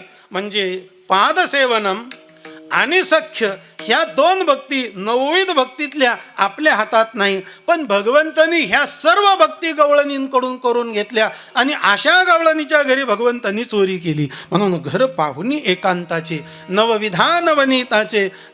भगवंतांनी खूप चोऱ्या केल्या आहेत, खोड्या केलेल्या आहेत. सर्व गवळणी त्रस्त झालेले आहेत. अवघ्या मिळवणी गवळणी येते नंदाच्या अंगाने. जातो आम्ही गोकुळ सोडणी, आमच्या सुना घेऊन हे गे बाई आम्हाशी पाहावे ना. यशोदे बाळ तुझा काना कोठवर सोसू धिंगाणा. कारण वेळ झालेली आहे. एवढा वेळ कुठपर्यंत खेळत राहायचंय? कुठपर्यंत भगवान म्हटले काय हरकत नाही, उद्या जाईन मी राहणार सवे घेऊन गोधना. भगवान श्रीकृष्ण परमात्मा बलराम दादा आणि सवंगडी हे गायी घेऊन वृंदावनामध्ये गेलेले आहेत. भगवंतांनी वृंदावनामध्ये गायी चारल्यात आणि गायी चारल्यानंतर आणखी एक सांगतो, बोलतो बाबाजी. सर्व जग ज्याच्या मागे धावते, देवाच्या मागे कोण धावत नाही. जन्म जन्म मुनी जतन कराई. एक नाही असे अनेक ऋषी मुनी साधू संत जपी तपी संन्यासी सर्व मंडळी ज्या परमात्म्याच्या मागे धावतात आणि तो परमात्मा ज्या गायीच्या मागे धावतो, सांगा कोण श्रेष्ठ आहे? जग ज्याच्या मागे धावतो तो श्रेष्ठ आहे का जगदीश ज्याच्या मागे धावतोय तो श्रेष्ठ आहे? म्हणजे ती गाय श्रेष्ठ आहे. म्हणून भगवंतांनी गायीचं पालन केलं. माझी तुम्हाला विनंती आहे, भरपूर गायी पाळा. आणि नाही भरपूर गायी पाळता आल्या ना तर निदान एक गाय तरी पाळा. एक गाय तरी पाळा, देशी गाय. गायीला आपण सांभाळत नाही, गाय आपल्याला सांभाळते. गायीचं खूप महत्त्व आहे. खूप तुम्हाला श्रवण करायला मिळत आहे, भाग्यवान आहात तुम्ही. निदान एक गाय पाळा. भगवंताचा आदर्श जीवनामध्ये आपण ठेवला पाहिजे. भगवान श्रीकृष्ण परमात्म्यांनी गायीचं रक्षण केलं, गायी पाळल्यात, गायी चारल्यात आणि गायी तृप्त झाल्यानंतर झाडाखाली बसल्यात. भगवान खेळ खेळतात. हमामा, विटी दांडू, चेंडू, लगोरी, नाना परी खेळ मांडियेला. यमुनेच्या वाळवंटामध्ये भगवंतांनी खेळ खेळलेला आहे. आणि खेळ खेळून तरी किती वेळ खेळायचा हो? 11:15 झाली ना. खांदी भार, पोटी भूक, काय खेळायचे सुख, काय खेळायचे सुख. भरपूर नाश्ता केला. कायला म्हणता काय खेळायचे सुख, असा अर्थ नाही करायचा. खांदी भार, भार नाम ओझ, खांद्यावर ओझ आहे. कशाचं? आधीची ग्रस्थाश्रमाची ओझे, कपाळी आधीची आहे सहजे की तीच. ज्ञानोबा सांगतात अगोदरच आपल्या खांद्यावर ओझ आहे. कशाचं? संसाराचं. ते ओझं काही उतरत नाही. खांदी भार, पोटी भूक, पोटामध्ये भूक आहे. कशाची भूक आहे? सुखाची भूक आहे. कितीही संसार करा, संसारामध्ये आतापर्यंत कोणाचीही सुखाची भूक भागलेली नाही. म्हणून भूक भुकेलीच आहे, भूक भुकलेलीच आहे, ती कधी तृप्त होत नाही. आणि संसारातल्या सुखाची नाम खऱ्या सुखाची जर भूक भागवायची असेल तर परमार्थामध्ये या. म्हणून खांदी भार, पोटी भूक, काय खेळायाचे सुख. भगवंतांनी सर्व गोपाळांना एकत्रित केलेले आहे. आणि भगवान स्वतः सर्व गोपाळांना काला वाटतात. शुकाचार्य श्रीमद भागवताच्या दशमस्कंदामध्ये त्याचं वर्णन करतात. बिभ्रद्वेनुम जठरपटयोः शृंगवेत्रे च कक्षे वामे पाणो अश्रुकमलं तत्फलानंगुलीषु तिष्ठन्मध्ये स्वपरिसुहृदौ हासयन्नरमभिस्वहि स्वर्गे लोके मिशिते यज्ञ भुभुजे भुग बाल केली. पुंडली कवरदा हरी विठ्ठल श्री ज्ञानदेव ज्ञानेश्वर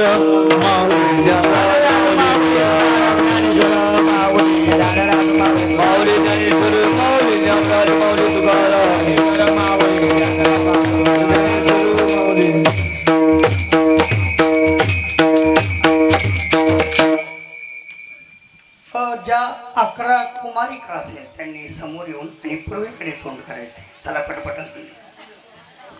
दहीहंडी फोडून घेतली असती.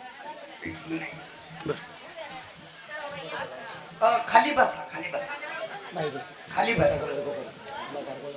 आज नर्मदा जयंती, कन्यापूजन, कन्यापूजन. बोलण्यात मी विसरून गेलो. रामकृष्ण. चला जेवढ्या कुमारिका असतील ना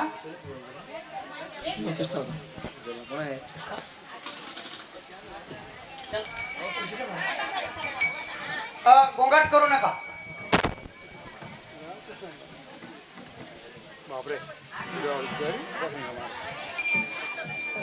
बसा. जय विठ्ठल. हे बघा, जय विठ्ठल करून घेऊन, जय विठ्ठल करून घेऊ म्हणजे कीर्तन. आधी गुरुजी अगोदर दहीहंडी फोडू, जय विठ्ठल तो आपण म्हणू आणि संपर्क झाला. आरती झाल्यानंतर विठ्ठल जय जय विठ्ठल. शंकेला वियले तुरी होतो तिघांचे नेवरे तुम्ही वारे दोरी. वाहाती त्या धारा घ्या रे दोहेच्या कोपरा तुम्ही वारे. तुका म्हणे घाके ठोका उन्हे भाव तुम्ही वारे धरला कृष्ण मणी अवगाजनी प्रकाश. वाकोलिया ब्रह्मादिका उत्तम लोकाता